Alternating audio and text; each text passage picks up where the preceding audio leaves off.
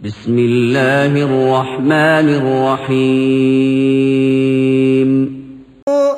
إن الله يحب المقسطين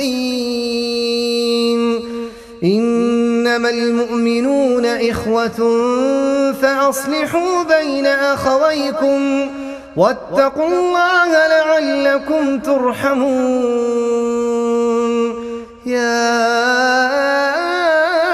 أيها الذين آمنوا لا يسخر قوم من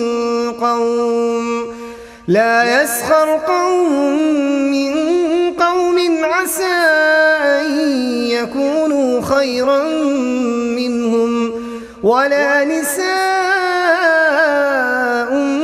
من نساء عسى أن يكن خيرا منهم ولا تلمزوا أنفسكم ولا تنابزوا بالألقاب بئس الاسم الفسوق بعد الإيمان ومن لم يتب فأولئك هم الظالمون بسم الله الرحمن الرحيم الحمد لله والصلاة والسلام على رسوله الأمين وعلى آله وصحبه أجمعين أما بعد أعوذ بالله من الشيطان الرجيم بسم الله الرحمن الرحيم والذين يقولون ربنا هب لنا من أزواجنا وذرياتنا قرة أعين واجعلنا للمتقين إماما അല്ലാഹു സുബ്ഹാനഹു വ തആലയുടെ നിയമനിർദ്ദേശങ്ങൾ ജീവിതത്തിൻ്റെ മുഴുവൻ മേഖലകളിലും പുലർത്തി പാലിച്ച് ജീവിക്കാൻ കഠിന പ്രയത്നം നടത്തണമെന്ന് നമ്മെ ഏവരെയും ഓർമ്മപ്പെടുത്തുകയാണ്. മനുഷ്യൻ അവൻ്റെ പ്രകൃതിപരമായ ഒരു പ്രത്യേകതയാണ് ഇണയോടുകൂടിയുള്ള ജീവിതം. പ്രായപൂർത്തി എത്തിക്കഴിഞ്ഞാൽ ഇണയെ തേടണമെന്നും ഇണയോടുകൂടി വിശുദ്ധ ജീവിതം നയിക്കണമെന്നും പരിശുദ്ധ ഇസ്ലാം നമ്മെ പഠിപ്പിക്കുകയാണ്. കാരണം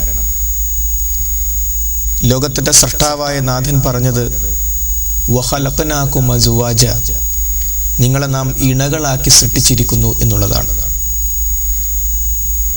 ലോക സൃഷ്ടാവായ നാഥൻ്റെ മഹത്തായ അനുഗ്രഹത്തിൽപ്പെട്ടതാണ് നമ്മെ ഇണകളാക്കി സൃഷ്ടിച്ചു എന്നുള്ളത്. മറ്റു ജീവജാലങ്ങളെയും അല്ലാഹു സുബ്ഹാനഹു വ തആല ഇണകളാക്കി തന്നെയാണ് സൃഷ്ടിച്ചത്. എന്നാൽ മനുഷ്യനെ ഇണകളാക്കി സൃഷ്ടിച്ചു എന്നത് അവനോട് പറയുകയും അത് ചിന്തിക്കുവാനുള്ള മനസ്സിലാക്കുവാനുള്ള ഒരു വിഷയമായി മനുഷ്യനെ ബോധ്യപ്പെടുത്തുകയും ചെയ്തു. ബുദ്ധിയും ചിന്തയുമുള്ള മനുഷ്യൻ ലോകസൃഷ്ടാവായ നാഥൻ്റെ ഈ അനുഗ്രഹങ്ങൾ ഏറ്റുവാങ്ങിക്കൊണ്ട് അത് മനസ്സിലാക്കിക്കൊണ്ട് ജീവിക്കുമ്പോൾ അവൻ നന്ദിയുള്ളവനാകണം. ഈ നന്ദിയുള്ളവനാകണം, നന്ദി കെട്ടവനാകരുത് എന്ന പ്രഖ്യാപനം, എന്ന ആഹ്വാനം, എന്ന നിർദ്ദേശം, എന്ന കൽപ്പന മനുഷ്യനോട് മാത്രമാണ്.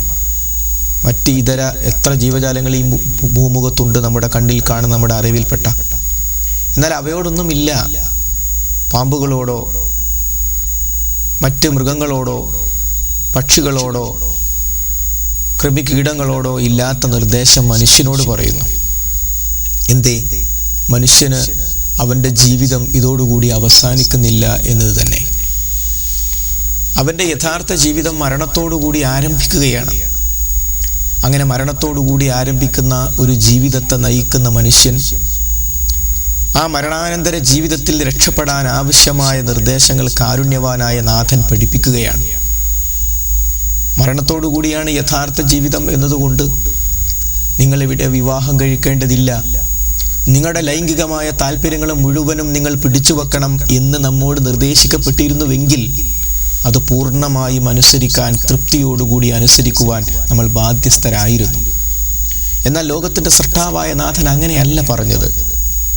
ആ യഥാർത്ഥ ലോകത്ത് രക്ഷപ്പെടാൻ നാം ചെയ്യേണ്ട പ്രവർത്തനങ്ങളിൽ ഒന്നാണ് പടച്ചവൻ നമുക്ക് അനുവദിച്ച അവൻ്റെ കാരുണ്യത്തിൻ്റെ ഭാഗമായ ഇണയെ സ്വീകരിക്കുക എന്നുള്ളത്. ആ ഇണയോടൊപ്പം ജീവിക്കാതിരിക്കൽ.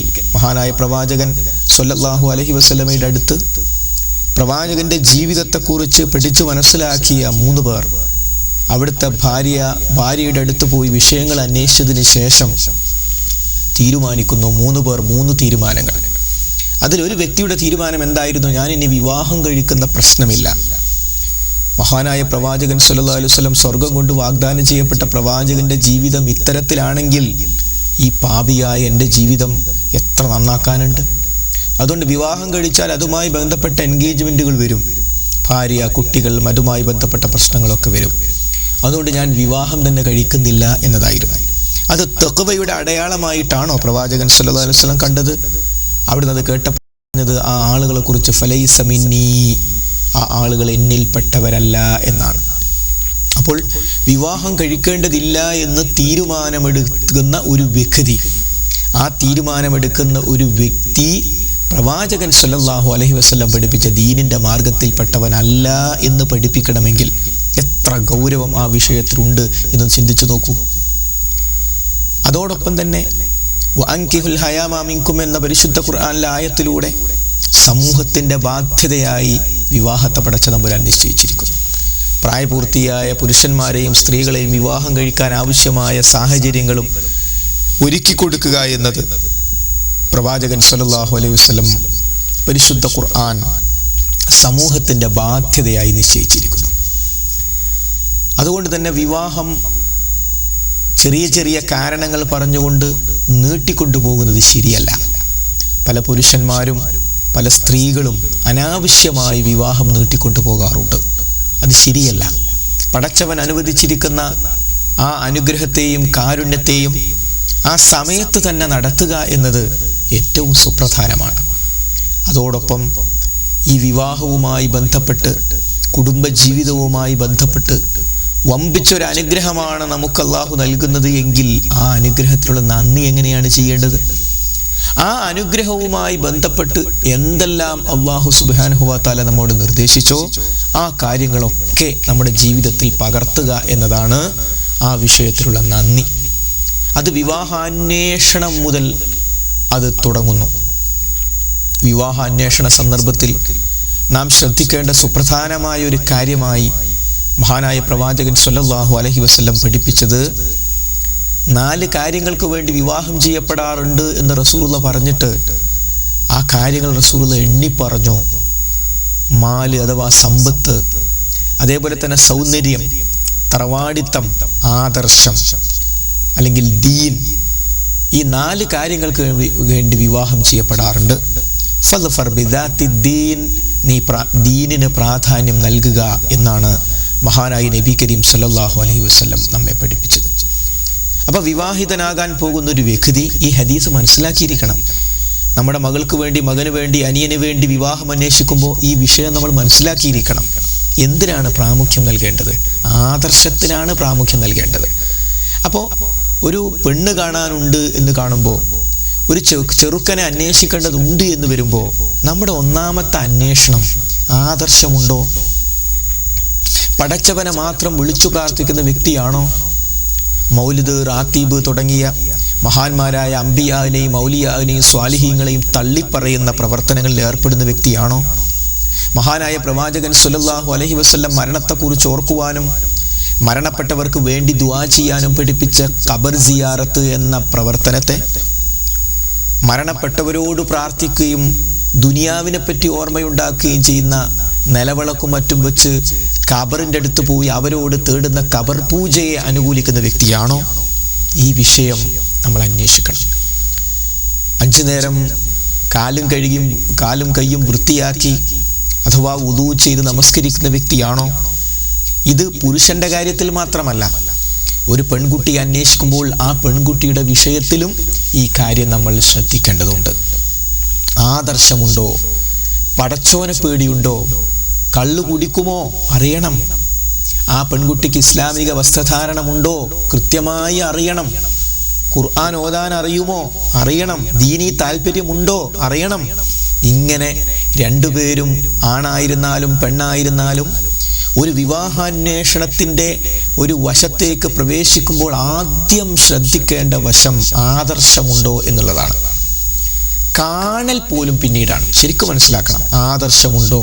ആദർശമില്ലെങ്കിൽ കാണേണ്ട പ്രശ്നമല്ലല്ലോ.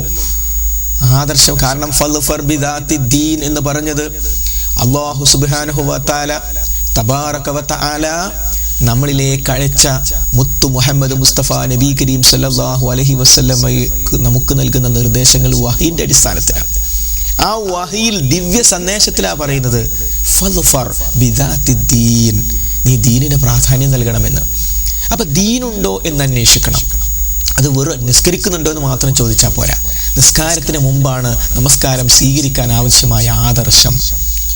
ആ വ്യക്തി പടച്ചവനെ ആരാധിക്കുന്ന, അത് അവനിൽ പങ്കുചേർക്കാത്ത, ലാ ഇലാഹ ഇല്ലല്ലാഹ് കൃത്യവും വ്യക്തവുമായി മനസ്സിലാക്കിയ വ്യക്തിയാണോ ഖുർആനിനും പ്രവാചക ചര്യക്കും മഹാന്മാരായ സ്വഹാബത്തിന്റെ മാർഗത്തിനും അതിൻ്റെതായ നിലയും വിലയും കൽപ്പിക്കുന്നുണ്ടോ എന്നത് നാം വ്യക്തമായി അന്വേഷിക്കണം. അങ്ങനെ ഉണ്ടെന്ന് വന്നാൽ വിവാഹം ഉറപ്പിക്കാൻ പറ്റുമോ? ഇല്ല. മഹാനായ നബി കരീം സല്ലല്ലാഹു അലൈഹി വസല്ലം വിവാഹിതരാകുന്ന രണ്ട് വ്യക്തികൾ തമ്മിൽ കാണണം എന്ന് പഠിപ്പിച്ചിട്ടുണ്ട്. കണ്ടാൽ വിവാഹം നടത്താൻ പറ്റുമോ? ഇല്ല. ഇസ്ലാമിൽ വിവാഹം നടത്തണമെങ്കിൽ ഈ ആൺകുട്ടിയും പെൺകുട്ടിയും പരസ്പരം ഇഷ്ടപ്പെടണം. ഒരേ ആദർശക്കാരാണ് എന്നതുകൊണ്ട് ഈ ആൺകുട്ടിയും പെൺകുട്ടിയും തമ്മിലുള്ള വിവാഹം ഉറപ്പിക്കാൻ പറ്റില്ല. കാരണം ഒരേ ആദർശമുള്ള വേറെയും ആണും വേറെയും പെണ്ണും ദുനിയാവിലുണ്ടല്ലോ. അപ്പോൾ ഈ ആണും പെണ്ണും തമ്മിൽ പരസ്പരം യോജിക്കുമോ? അവർക്ക് പരസ്പരം ഇഷ്ടപ്പെടുന്നുണ്ടോ? മഹാനായ പ്രവാചകൻ സല്ലല്ലാഹു അലൈഹി വസല്ലം പെണ്ണ് കാണുമ്പോൾ ശരീരഭാഗങ്ങൾ വരെ കാണാമെന്ന് പറഞ്ഞു. ഇന്ന കാര്യം വല്യുമ്മയും വല്യാപ്പയും ആകുന്നത് വരെ നീണ്ടു നിൽക്കുന്ന ഒരു ജീവിതമായിരിക്കാം ഒരു പക്ഷേ അത്. ഞാൻ അന്ന് ശരിക്ക് കണ്ടിട്ടില്ലായിരുന്നു എന്ന് പറയേണ്ടതില്ല. എന്ന് പറഞ്ഞാൽ എന്താ, പെണ്ണ് കാണാൻ വരുന്ന സന്ദർഭത്തിൽ പെൺകുട്ടി മഫ്ത തന്നെ ഇടണമെന്നില്ല, ഒരു സാധാരണ തട്ടിട്ടാലും മതി, പ്രശ്നമില്ല. കാരണം എന്താണ്, ആകെ മൂടിപ്പൊതിച്ചൊരവസ്ഥയിലാണ് പുറത്തേക്ക് പോകേണ്ടത്. എന്നാൽ പെണ്ണ് കാണുമ്പോൾ ആ ആണിന്, ആ പുരുഷന് ഈ സ്ത്രീയെ അവൻ്റെ ശരീരഭാഗങ്ങൾ വരെ കാണാം എന്ന് കാരുണ്യത്തിൻ്റെ പ്രവാചകൻ മുത്തു മുഹമ്മദ് മുസ്തഫ നബി കരീം സല്ലല്ലാഹു അലൈഹി വസല്ലം നമുക്ക് പഠിപ്പിച്ചിട്ടുണ്ട്. അങ്ങനെ പരസ്പരം കണ്ട് ഇഷ്ടപ്പെടണം. പുരുഷൻ ഇഷ്ടപ്പെട്ടാൽ വിവാഹം നടത്താൻ പറ്റുമോ? ഇല്ല. പെൺകുട്ടിയും ഇഷ്ടപ്പെട്ടു എന്ന് ഉറപ്പ് വരുത്തണം. അത് അന്വേഷിക്കണം. അത് അവളുടെ ബാധ്യതയാണ്. മഹാനായ നബി കരീം സല്ലല്ലാഹു അലൈഹി വസല്ലം തൻ്റെ വിവാഹം നിശ്ചയിച്ച ഒരു പെൺകുട്ടിക്ക് താല്പര്യമില്ല, എനിക്ക് ഇഷ്ടപ്പെട്ടിട്ടില്ല എന്ന് പറഞ്ഞപ്പോൾ അത് ക്യാൻസൽ ചെയ്തിട്ടുണ്ട്. പലപ്പോഴും ഇസ്ലാം സ്ത്രീക്ക് നൽകുന്ന അവകാശങ്ങളെപ്പറ്റി യഥാവിധി മനസ്സിലാക്കാത്ത ആളുകൾ ഈ വശങ്ങൾ കാണാറില്ല. അപ്പോൾ പുരുഷനും സ്ത്രീ ആദർശമുണ്ട് ഒന്ന്. രണ്ടാമത്തത് പരസ്പരം ഇഷ്ടപ്പെടണം. അത് വളരെ പ്രധാനമാണ്. അതേപോലെ നാം മനസ്സിലാക്കേണ്ട ഒരു വിഷയം സൗന്ദര്യം പരിഗണിക്കണം എന്നതുകൊണ്ടാണല്ലോ ഫൾഫർ ബിദാത്തി ദീൻ എന്ന് പ്രവാചകൻ പറഞ്ഞപ്പോൾ ആ ഹദീസിൽ സൗന്ദര്യം മുഖ്യ ഘടകമാക്കരുത് എന്നാണ് പറഞ്ഞത്. എന്നാൽ സൗന്ദര്യം പരിഗണിക്കേണ്ടതുണ്ടോ? തീർച്ചയായും. ഇഷ്ടപ്പെട്ട ഒരു പെൺകുട്ടിയെയും ഇഷ്ടപ്പെട്ട ഒരു ആൺകുട്ടിയെയും മാത്രമാണ് വിവാഹം കഴിക്കേണ്ടത്. ഇഷ്ടപ്പെടാതെ വിവാഹത്തിലേക്ക് പ്രവേശിക്കാൻ പറ്റുമോ? ഇല്ല. അതിൻ്റെ ആദർശത്തിന് പ്രാമുഖ്യം നൽകിയതിന് ശേഷമുള്ള പ്രാധാന്യം സൗന്ദര്യത്തിനുണ്ട്. സൗന്ദര്യ വീക്ഷണം വ്യത്യാസമുണ്ടാകും. ഒരാളുടെ സൗന്ദര്യ വീക്ഷണമല്ല മറ്റൊരാൾക്കുണ്ടാവുക. ഒരു പെൺകുട്ടിയുടെ സൗന്ദര്യ വീക്ഷണമല്ല മറ്റൊരു പെൺകുട്ടിക്കുണ്ടാവുക. അതുകൊണ്ട് തന്നെ വിവാഹത്തിൻ്റെ സന്ദർഭത്തിൽ പെണ്ണ് കാണുക എന്ന് പറയുന്ന ചടങ്ങുണ്ടല്ലോ, ആ ചടങ്ങ് ഒരിക്കലും ഒരു ഗ്രൂപ്പായി നടത്താൻ പാടില്ല. കുറേ പുരുഷന്മാർ ഒന്നിച്ചു ചേർന്ന് തൻ്റെ ഒരു സുഹൃത്തിന് വേണ്ടി പെണ്ണ് കാണുന്നു എന്ന് കരുതുക. എങ്കിൽ ആ 4 പേരാണെങ്കിൽ 4 പേരുടെയും സൗന്ദര്യ വീക്ഷണം വ്യത്യാസമുണ്ടാകും. അവർ ചർച്ച ചെയ്താൽ ഒരു തീരുമാനത്തിലെത്താൻ പ്രയാസമാണ് ഒന്ന്. അതോടൊപ്പം തന്നെ ഒരു കാരണവശാലും വിവാഹം കഴിക്കുന്നതിന് വേണ്ടി നിർദ്ദേശിക്കപ്പെട്ട അല്ലെങ്കിൽ അന്വേഷിച്ചു വരുന്ന പുരുഷനല്ലാത്ത ആളുകൾ ആ പെൺകുട്ടിയെ കാണേണ്ടതില്ല. പ്രവാചകൻ സല്ലല്ലാഹു അലൈഹി വസല്ലം അങ്ങനെ പഠിപ്പിച്ചിട്ടില്ല. അതുകൊണ്ട് ഈ വിഷയം അറിയില്ലെങ്കിൽ സുഹൃത്തുക്കൾക്ക് പറഞ്ഞു കൊടുക്കാൻ ചെറുപ്പക്കാർ ശ്രദ്ധിക്കണം. ഇസ്ലാമിൽ ഇങ്ങനെയാണ്, അതുകൊണ്ടൊന്നും പറഞ്ഞിട്ട് കാര്യമില്ല. അവരും മുസ്ലിങ്ങളാണ്, നമ്മളും മുസ്ലിങ്ങളാണല്ലോ. ഇസ്ലാമിൽ വിവാഹം കഴിക്കാൻ ഉദ്ദേശിക്കുന്ന പുരുഷൻ മാത്രമേ പെണ്ണിനെ കാണാൻ പറ്റൂ, നിങ്ങൾക്ക് കാണാൻ പറ്റില്ല. അതുകൊണ്ട് അത് അവിടെ തന്നെ തടഞ്ഞു നിർത്തണം. ശരിയല്ല അത്. ഇനി ഒരു വിവരമില്ലാത്തവൻ, ഈ വിഷയം മനസ്സിലാക്കാത്ത ഒരുത്തൻ ഒരു ബറ്റാലിയനുമായി വീട്ടിലേക്ക് കടന്നു വന്നാലോ ഒരാളെ വിളിച്ചു പറയണം, നിങ്ങൾക്കറിയാലോ പ്രവാചകൻ സ്വല്ലല്ലാഹു അലൈഹി വസല്ലം എങ്ങനെയാ പഠിപ്പിച്ചത്. അതുകൊണ്ട് ഒരാൾക്ക് ആരാണ് ഈ പെൺകുട്ടിയെ വിവാഹം കഴിക്കാൻ ഉദ്ദേശിക്കുന്നത് ആ ആൾക്ക് മാത്രം കാണാം എന്ന് പറഞ്ഞിരിക്കണം. ഏതായാലും വന്ന് ഒരു പിണങ്ങി പോവല്ലോ, പടച്ചോനെ പണക്കിയിട്ട്, മഹാനായ പ്രവാചകൻ സ്വല്ലല്ലാഹു അലൈഹി വസല്ലമയുടെ നിർദ്ദേശത്തെ പണക്കിയിട്ട് വേണോ നമുക്ക് വിവാഹം? വേണ്ട. അത് കൃത്യമായി രക്ഷിതാക്കൾ ശ്രദ്ധിക്കണം. അതേപോലെ വിവാഹം കഴിക്കാൻ ഇഷ്ടപ്പെടുന്ന ആണും പെണ്ണും പരസ്പരം ഇഷ്ടപ്പെട്ട് കഴിഞ്ഞാൽ പിന്നീട് വിവാഹം നടക്കുകയാണ് വേണ്ടത്. പലപ്പോഴും അതിന് പകരം വിവാഹം നീട്ടി കൊണ്ടുപോകും. അപ്പൊ നീട്ടി കൊണ്ടുപോകുമ്പോൾ സ്വാഭാവികമായും ഇഷ്ടപ്പെട്ട പുരുഷനും ഇഷ്ടപ്പെട്ട പെൺകുട്ടിക്കും പരസ്പരം സംസാരിക്കുവാനും വിഷയങ്ങൾ കൈമാറുവാനും വിഷമങ്ങൾ പങ്കുവെക്കുവാനും ഒക്കെ തോന്നുന്നതിന് വിരോധമില്ല. പക്ഷേ നിങ്ങൾ രണ്ടുപേരും അന്യപുരുഷനാണ്, അന്യ സ്ത്രീയാണ്. ഈ അന്യപുരുഷൻ അന്യ സ്ത്രീ എന്ന ആ ഒരു ഗ്യാപ്പ് ഒഴിവാകണോ? നിക്കാഹ് നടത്തിക്കോളൂ. വിവാഹം പെട്ടെന്ന് നടത്തുക. എങ്കിൽ അതിനുശേഷമുള്ള എല്ലാ സംസാരങ്ങളും തമാശകളും എല്ലാം പുണ്യമായി വരും. എന്നാൽ വിവാഹം നീട്ടിക്കൊണ്ടുപോവുകയും അതിനു മുമ്പ് സംസാരിക്കുകയും ചെയ്യുന്നത് ശരിയല്ല. പലപ്പോഴും പല നാടുകളിലും ഇഷ്ടപ്പെട്ട് കഴിഞ്ഞാൽ ഒരു മൊബൈൽ കൊടുക്കുന്നു പെൺകുട്ടിക്ക്. എന്തിനാ മൊബൈൽ കൊടുക്കുന്നത്? സംസാരിക്കുവാൻ. ആ മൊബൈലിലൂടെ നിക്കാഹിന് മുമ്പ്, വിവാഹത്തിന് മുമ്പുള്ള സംസാരം അത് നാവുകൊണ്ടുള്ള, മനസ്സുകൊണ്ടുള്ള, കാതുകൊണ്ടുള്ള വ്യഭിചാരമാണ്. പെൺകുട്ടികൾ മനസ്സിലാക്കണം, ആൺകുട്ടികൾ മനസ്സിലാക്കണം, രക്ഷിതാക്കൾ മനസ്സിലാക്കണം. ഏതായാലും കല്യാണം നടക്കാൻ പോവല്ലേ, അല്ലാഹു അഅലം. ഈ വിവാഹം നടക്കുമോ ഇല്ലേ നമ്മുടെ കയ്യിലാണോ?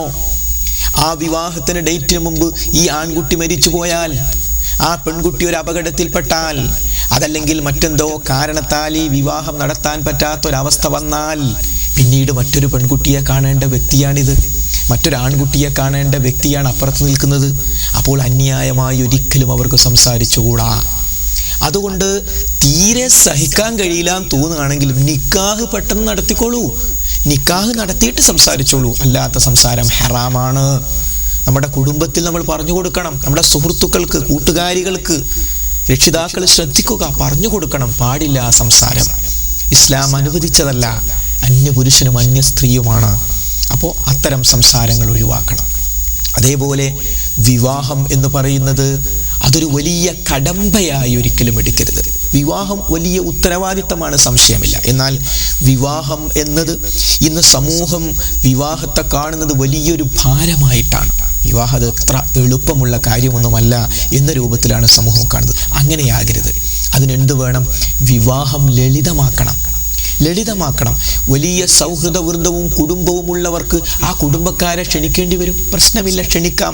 പക്ഷേ ഒരു നമ്മുടെ പരിധിക്കപ്പുറത്തേക്ക് നമ്മുടെ സ്റ്റാൻഡേർഡ് കീപ്പ് ചെയ്യാൻ, നമ്മുടെ പണത്തിൻ്റെ ആധിക്യം കാണിച്ചു കൊടുക്കാൻ, നമ്മുടെ സ്റ്റാറ്റസ് കീപ്പ് ചെയ്യാൻ എന്നൊക്കെയുള്ള അഹങ്കാരത്തിൻ്റെ മനസ്സോടുകൂടി വിവാഹ മാമാങ്കങ്ങൾ കഴിക്കുന്നത് മഹാനായ പ്രവാചകൻ സ്വല്ലല്ലാഹു അലൈഹി വസല്ലമയെ സ്നേഹിക്കുന്ന നാം ഒഴിവാക്കണം.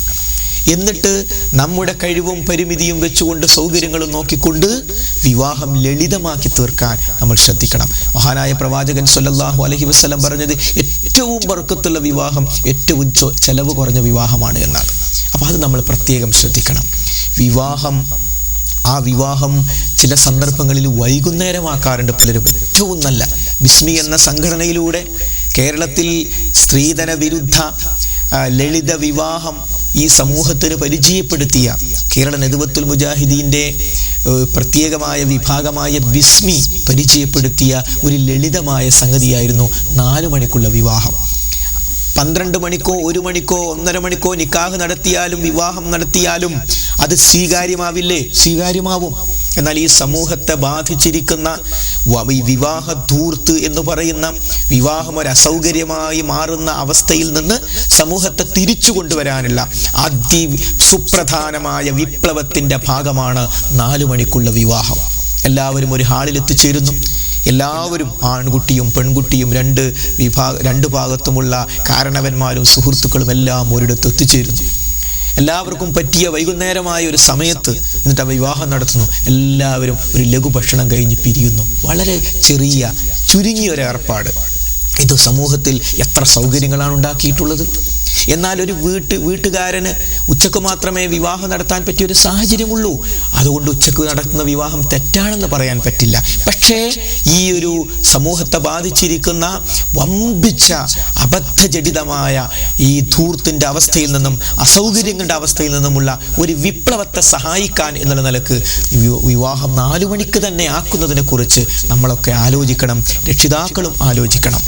അങ്ങനെ വിവാഹം ലളിതമാക്കാൻ ശ്രമിക്കുക. ഇനി വീട്ടിൽ വെച്ചാണെങ്കിൽ പോലും അവിടെ കൃത്യമായ പരിധിയും പരിമിതിയും നിശ്ചയിച്ചുകൊണ്ടുള്ള ഒരവസ്ഥ ഉണ്ടാക്കണം. അതോടൊപ്പം നമ്മൾ മനസ്സിലാക്കണം, വിവാഹത്തിൻ്റെ സന്ദർഭത്തിൽ പലയിടങ്ങളിലും ആ സന്ദർഭത്തിൽ പിശാച് കടന്നു വരും. ആ വിവാഹമാകുന്ന സന്തോഷത്തെ ദുഃഖമാക്കി മാറ്റാൻ അവൻ ശ്രമിക്കും.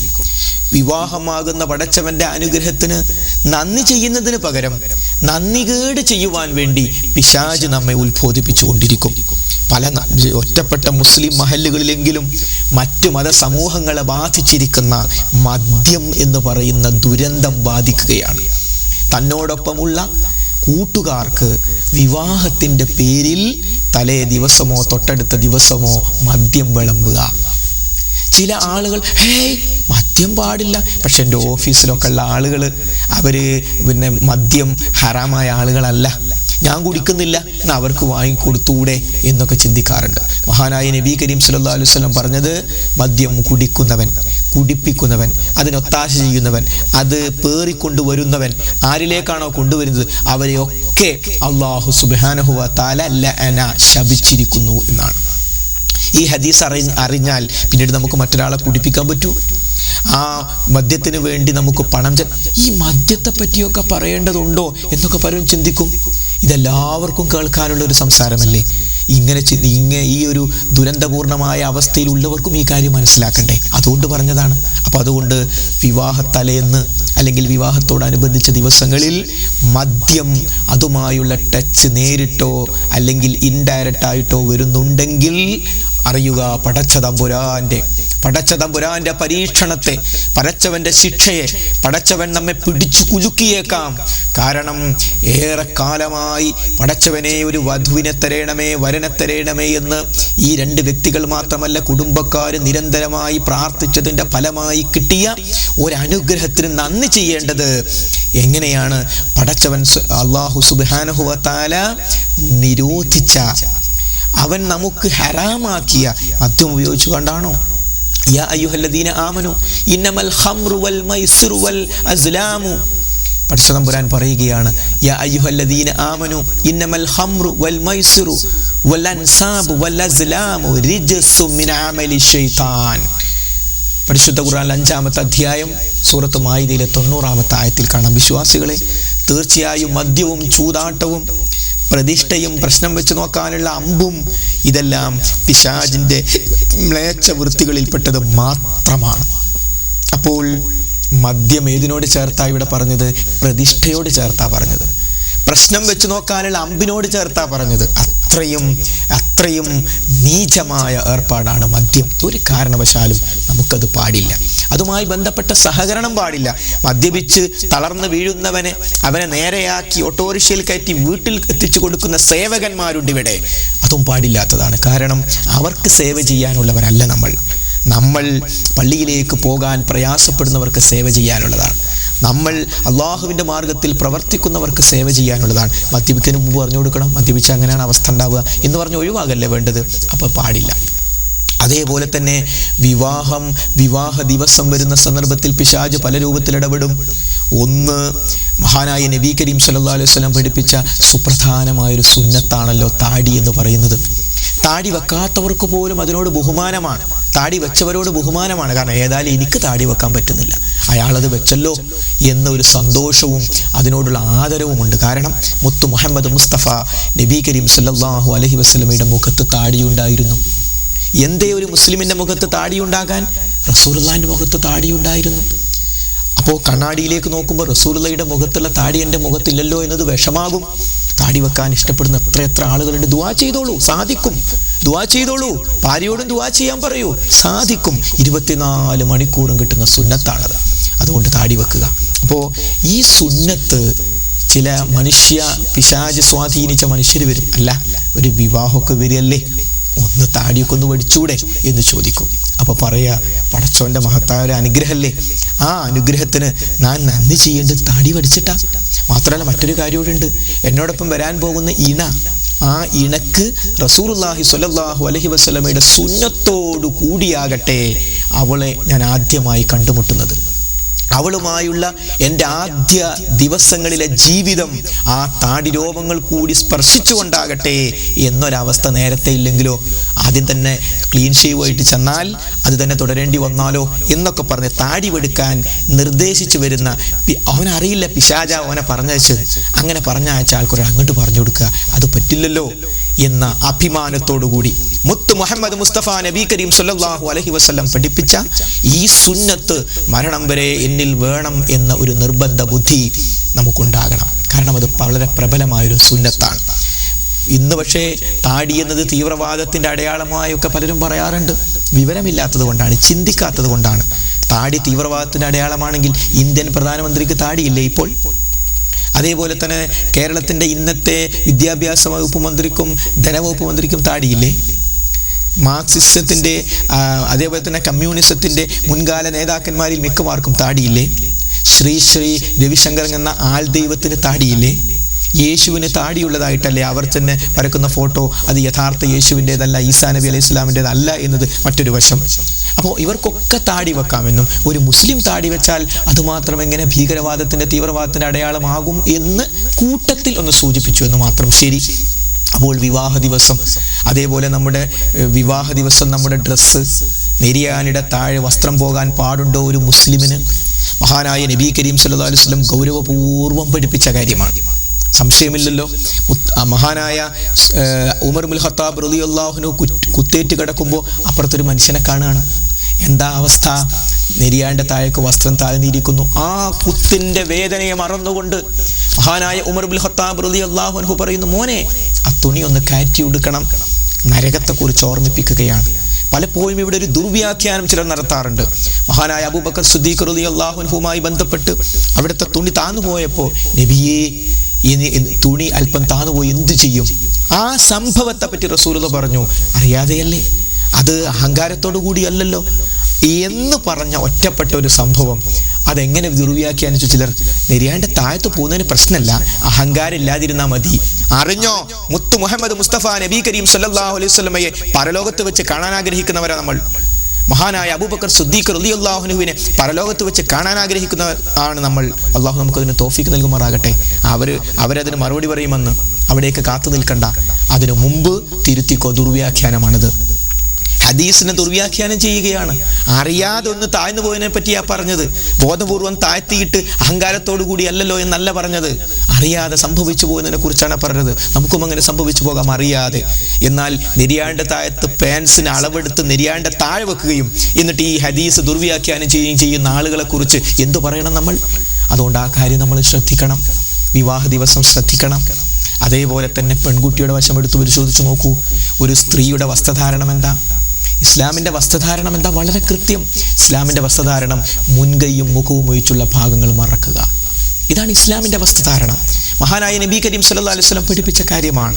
സ്വർഗത്തിൻ്റെ വാസന പോലും ഈ കാര്യത്തിൽ ശ്രദ്ധിക്കാത്തവർക്കുണ്ടാവുകയില്ല എന്ന് മുത്ത് മുഹമ്മദ് മുസ്തഫ നബി കരീം സല്ലല്ലാഹു അലൈഹി വസല്ലം നമ്മളെ പഠിപ്പിച്ചിട്ടുണ്ട്. പരിശുദ്ധ ഖുർആനിൽ നിങ്ങളുടെ മാരടങ്ങൾ, നിങ്ങളുടെ മൂടുപടങ്ങൾ, നിങ്ങൾ ജിൽബാബ് നിങ്ങളുടെ മാരടത്തിലേക്ക് താഴ്ത്തിയിടുക എന്ന് പഠിപ്പിച്ചിട്ടുണ്ട്. സ്ത്രീയുടെ സ്ഥാനങ്ങൾ അവരുടെ സൗന്ദര്യത്തിൻ്റെ ഒരു അടയാളമാണ്.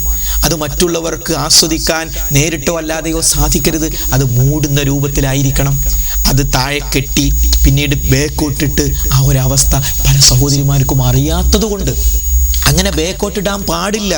മാരണം ശരിക്കും മറയണം എന്ന വശം അറിയാത്തത് കൊണ്ട് പലരും അങ്ങനെ ചെയ്യാറുണ്ട്. ചിലർ വസ്ത്രധാരണം പൂർണ്ണമായി മുൻകൈ വരെ മറക്കും, എന്നാൽ മാറിടം തുറന്നിടും. ചിലർ മാറിടം തുറന്നിടും, മുൻകൈ മാത്രം. ചിലർ ഹാഫ് കൈ വരെ. അങ്ങനെ പല രൂപത്തിൽ ബോഡി ഫിറ്റ് പർദ എന്നൊക്കെ പറഞ്ഞ്, ബോഡി ഫിറ്റ് മാക്സി എന്നൊക്കെ പറഞ്ഞ് പുതിയതിറങ്ങുന്നു. അതൊക്കെ ഇബ്ലീസിന്റെ ഭാഗത്തു നിന്നുള്ളതാണ്. അത് പാടില്ലാത്തതാണ്. അപ്പോൾ നമ്മൾ ശ്രദ്ധിക്കണം. മുൻകൈയും മുഖവും ഒഴിച്ചുള്ള ഭാഗങ്ങൾ പൂർണ്ണമായും മറയണം.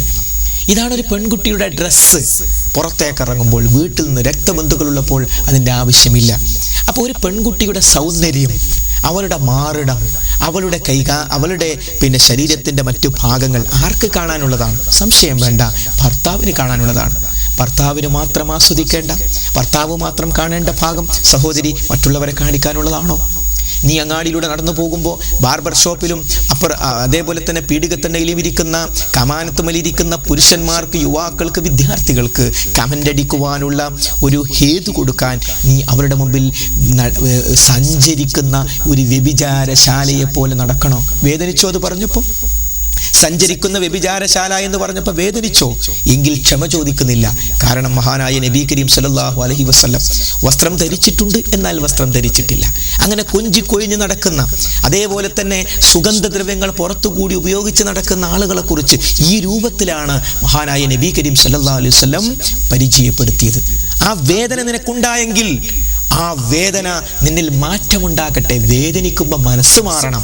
എന്നിട്ട് മര്യാദക്ക് ഇസ്ലാമിക വസ്ത്രധാരണമുള്ള ഒരവസ്ഥയിലേക്ക് എന്തുകൊണ്ട് നമുക്ക് മാറിക്കൂടാ? നമ്മൾ ആരെയാണ് ഭയപ്പെടുന്നത്? ആരാണ് നമുക്ക് നമ്മുടെ ശരീരത്തിന്റെ ഭാഗങ്ങൾ കാണിച്ചിട്ട് ആരുടെ സർട്ടിഫിക്കറ്റാണ് നമുക്ക് കിട്ടാനുള്ളത്? എന്തിനാണ് നമ്മൾ സ്വർഗം നഷ്ടപ്പെടുത്തുന്നത്? എന്തിനാണ് ഒരു നല്ല മരണത്തെ നമ്മൾ നഷ്ടപ്പെടുത്തുന്നത്? അതുകൊണ്ട് ശ്രദ്ധിക്കുക. എന്തുകൊണ്ട് നമുക്ക് ഇസ്ലാമിക വസ്ത്രധാരണമായി കൂടാ? പർദ്ദയായിരുന്നാലും, അതേപോലെ തന്നെ നമ്മൾ ചുരിദാറായിരുന്നാലും, എന്തായിരുന്നാലും, ഏത് വസ്ത്രമായിരുന്നാലും മുഴുവൻ ഭാഗങ്ങളും മറയണം എന്ന കാര്യത്തിൽ നിർബന്ധ ബുദ്ധി നമുക്കുണ്ടാകും. കാരണം നമ്മൾ മരിച്ചു പോകേണ്ടവരല്ലേ. ആ ഒരു ചിന്ത നമുക്ക് എപ്പോഴും ഉണ്ടാകണം. പലപ്പോഴും ഇങ്ങനെയൊക്കെ ശ്രദ്ധിക്കുന്ന ഒരു പെൺകുട്ടിയുടെ വിവാഹം വരുന്ന സന്ദർഭത്തിൽ പലപ്പോഴും അവിടെ സംഭവിക്കുന്ന ഒരു മഹാ അബദ്ധം എന്താണെന്നറിയാമോ? ആ വിവാഹത്തിന്റെ സന്ദർഭത്തിൽ ഇബ്ലീസ് കുറച്ച് ആൾക്കാരായിരിക്കും. മോളെ, നാളെ കല്യാണമൊക്കെ അല്ലേ, ഈ ഇങ്ങനെ മൂടി പൊച്ചൊക്കെ നിന്നാൽ എങ്ങനെയാ ശരിയാവുക? ആ മഫ്തമെല്ലാം അങ്ങോട്ട് മാറ്റും. എന്നിട്ട് ഒരു ഹാഫ് കൈയ്യോട്ട്, പിന്നെ വേറൊരു ഇബ്ലീസ് പറഞ്ഞയച്ച വേറൊരാൾ വരും, ഒരു പൂവൊക്കെ ഇട്ട് അങ്ങനെ നിൽക്കും. അപ്പൊ എന്തായി? ഇബ്ലീസ് പൊട്ടിച്ചിരിക്കുകയാണ്. സഹോദരാ, ഈ വിവാഹം എങ്ങനെ വന്നു? ആ പെൺകുട്ടിയുടെ ഉപ്പ, ഈ വിവാഹം എങ്ങനെ കിട്ടി നിങ്ങൾക്ക്? എത്ര കാലം നിങ്ങൾ ദുആ ചെയ്തു, എത്ര കാലം അന്വേഷിച്ചു, ഇല്ലേ? ആ പ്രാർത്ഥനയുടെ ഫലം റബ്ബ് സുബ്ഹാനഹു വ തആല തബാറക വ തആല ആ അല്ലാഹു നമുക്ക് നൽകുമ്പോൾ അതിന് നന്ദി ചെയ്യേണ്ടത് ഈ രൂപത്തിലാ? ഒരിക്കലുമല്ല. അതുകൊണ്ട് ഇനി നമ്മുടെ മകൾക്ക് ഇത് പറഞ്ഞാൽ മനസ്സിലാവില്ലേ? ഈ CD എന്നവരെ കേൾപ്പിച്ചാളൂ. നിങ്ങളെല്ലാവരും ഒന്നിച്ചൊന്ന് കണ്ടോളൂ, എന്നിട്ട് തീരുമാനിച്ചോളൂ. അതുകൊണ്ട് ശ്രദ്ധിക്കണം. വിവാഹത്തിന്റെ സന്ദർഭത്തിൽ ഇസ്ലാമിക വസ്ത്രധാരണം വളരെ നമ്മൾ ശ്രദ്ധിക്കണം. പൂവ് എന്നത് ഇസ്ലാമിന്റെ സംസ്കാരമല്ല. പൂവ് സംസ്കാരം ഇസ്ലാമിൻ്റെതല്ലേ അല്ല, അത് കുട്ടികൾക്കുള്ളതാണ്. 4-5 വയസ്സ് പ്രായമായ കുട്ടികൾക്ക് കളിക്കാനും മുതിർന്ന ആളുകൾക്ക് പൂന്തോട്ടത്തിൽ പോയി സുഗന്ധം ആസ്വദിക്കാനുമുള്ളതാണ്.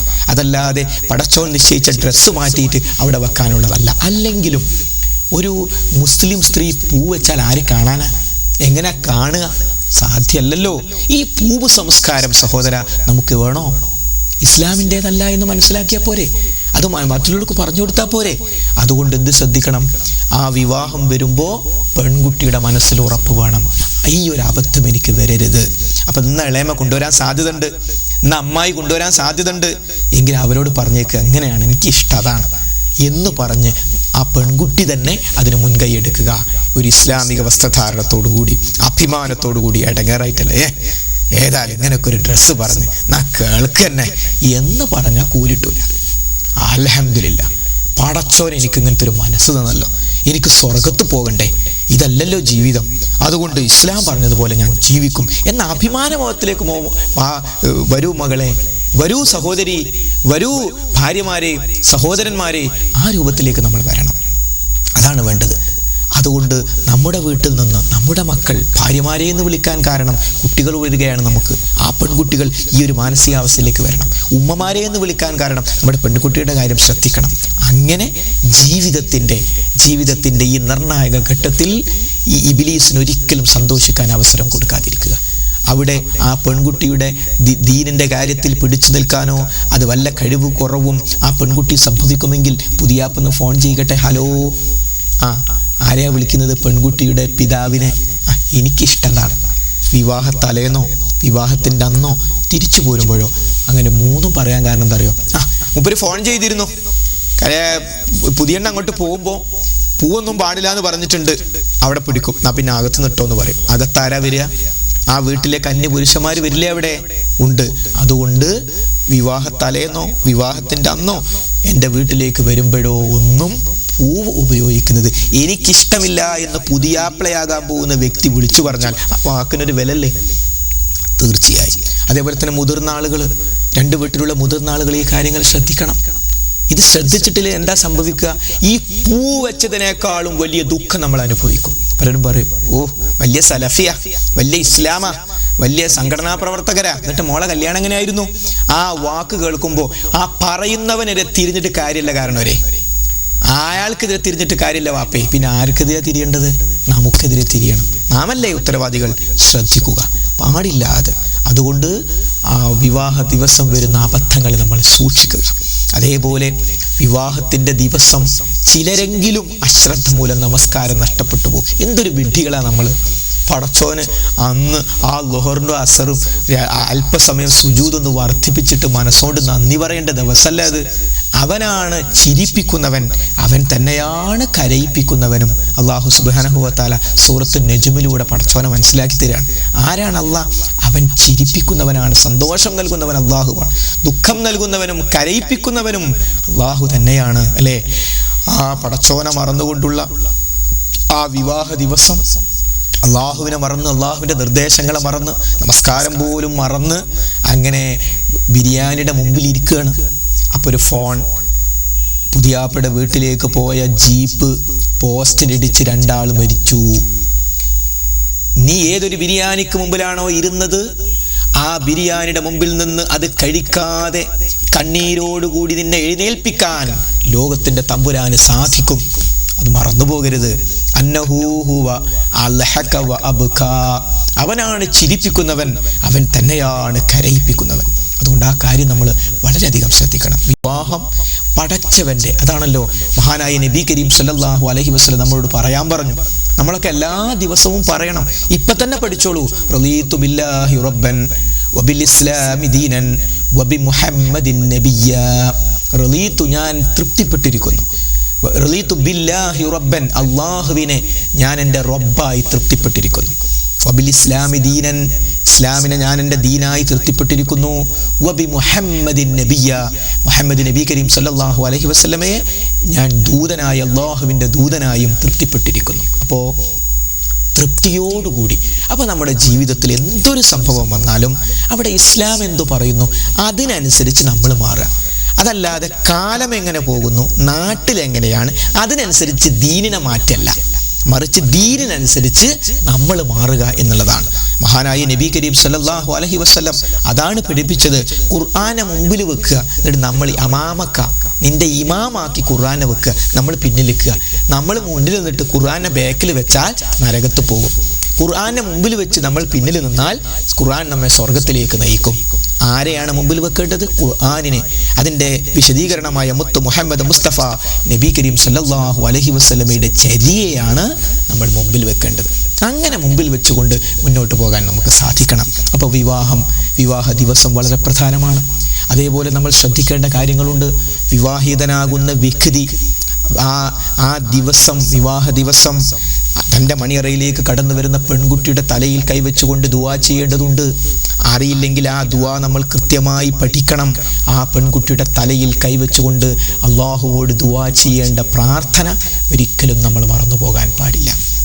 അതേപോലെ വിവാഹം എന്ന് പറയുന്നത് വിവാഹിതരാകുന്ന ആളുകൾ മനസ്സിലാക്കേണ്ടത്, വിവാഹിതരാകേണ്ടവരും മനസ്സിലാക്കേണ്ട ഒരു കാര്യം, വിവാഹം എന്നത് മരണാനന്തര ജീവിതത്തിലേക്ക് പോകുമ്പോൾ അവിടെ രക്ഷപ്പെടുന്നതിന് വേണ്ടി നമ്മുടെ മനസ്സിനെയും നമ്മുടെ ശരീരത്തെയും നിയന്ത്രിക്കുന്നതിന് വേണ്ടി, ഒരു സ്വസ്ഥമായ ജീവിതം ഈ ലോകത്ത് കിട്ടുന്നതിന് വേണ്ടി അള്ളാഹു നമുക്ക് നൽകിയ ഒരു അനുഗ്രഹമാണ്. ആ അനുഗ്രഹത്തിലൂടെ പരീക്ഷണങ്ങൾ വരാം. വിവാഹത്തോടുകൂടി ഞാൻ വിവാഹം കഴിച്ചു, അതോടുകൂടി എൻ്റെ എല്ലാ പ്രശ്നങ്ങളും തീരുമോ? വിവാഹം ഒരു അജണ്ടയാണ്. അതിൽ പ്രശ്നങ്ങളുണ്ടാകാം, പ്രയാസങ്ങളുണ്ടാകാം. മഹാനായ നബി കരീം സല്ലല്ലാഹു അലൈഹി വസല്ലമയും തൻ്റെ പ്രിയ പത്നിമാരും തമ്മിൽ സ്വാഭാവികമായുണ്ടായ പ്രശ്നങ്ങൾ ഉണ്ടായിട്ടുണ്ടല്ലോ. സ്വാഭാവികമായ പ്രശ്നങ്ങൾ ഉണ്ടായിട്ടുണ്ട്. അതിൻ്റെ അർത്ഥം എന്താ? നമുക്കും അങ്ങനെ ഉണ്ടാകാം. അങ്ങനെ വരുമ്പോൾ ഏറ്റവും ഉത്തമനായ പ്രവാചകന് സംഭവിച്ചിട്ടുണ്ടല്ലോ എന്ന് വിചാരിച്ച് പ്രവാചകൻ സ്വല്ലല്ലാഹു അലൈഹി വസല്ലമയുടെ ജീവിതത്തിൽ സംഭവിച്ച വളരെ ചെറിയ ചെറിയ കാര്യങ്ങളാണ്. ആ ചെറിയ കാര്യങ്ങളെപ്പോലെ എനിക്കും അങ്ങനെ സംഭവിക്കാം എന്ന് മനസ്സിലാക്കി അത് പരിഹരിച്ച് മുന്നോട്ട് പോവുകയാണ് വേണ്ടത്.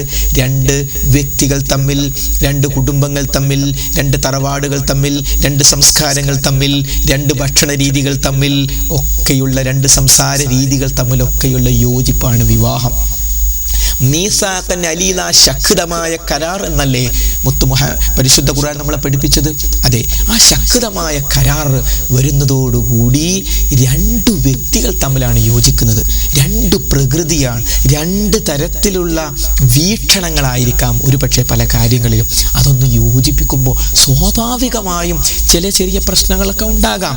ഒന്ന് അഡ്ജസ്റ്റ് ചെയ്ത് മുന്നോട്ട് പോകാൻ സാധിക്കേണ്ടതുണ്ട്. അതുകൊണ്ട് വിവാഹ ജീവിതത്തിൽ പ്രശ്നങ്ങൾ ഉണ്ടാകുമ്പോൾ അതൊരു പരീക്ഷണമായി കാണാൻ സഹോദരന്മാരെ, സഹോദരിമാരെ നമുക്ക് സാധിക്കേണ്ടതുണ്ട്. മഹാനായ നബി കരീം സല്ലല്ലാഹു അലൈഹി വസല്ലം ആദ്യമായി വിവാഹിതനാകുന്ന ഒരു വ്യക്തിയാണെങ്കിൽ 7 ദിവസം വരെ അവർ ഒന്നിച്ചു നിൽക്കണമെന്ന് പഠിപ്പിച്ചിട്ടുണ്ട്. 7 ദിവസം അവരെ പുറം ലോകം കാണരുത് എന്നല്ല, മറിച്ച് 7 ദിവസം അവർ രാത്രി ഒന്നിച്ച് താമസിക്കണം. നിസ്കാരം ഒന്നും ഉപേക്ഷിക്കരുത് കേട്ടോ. അപ്പോൾ ആ നിലക്ക് 7 ദിവസം.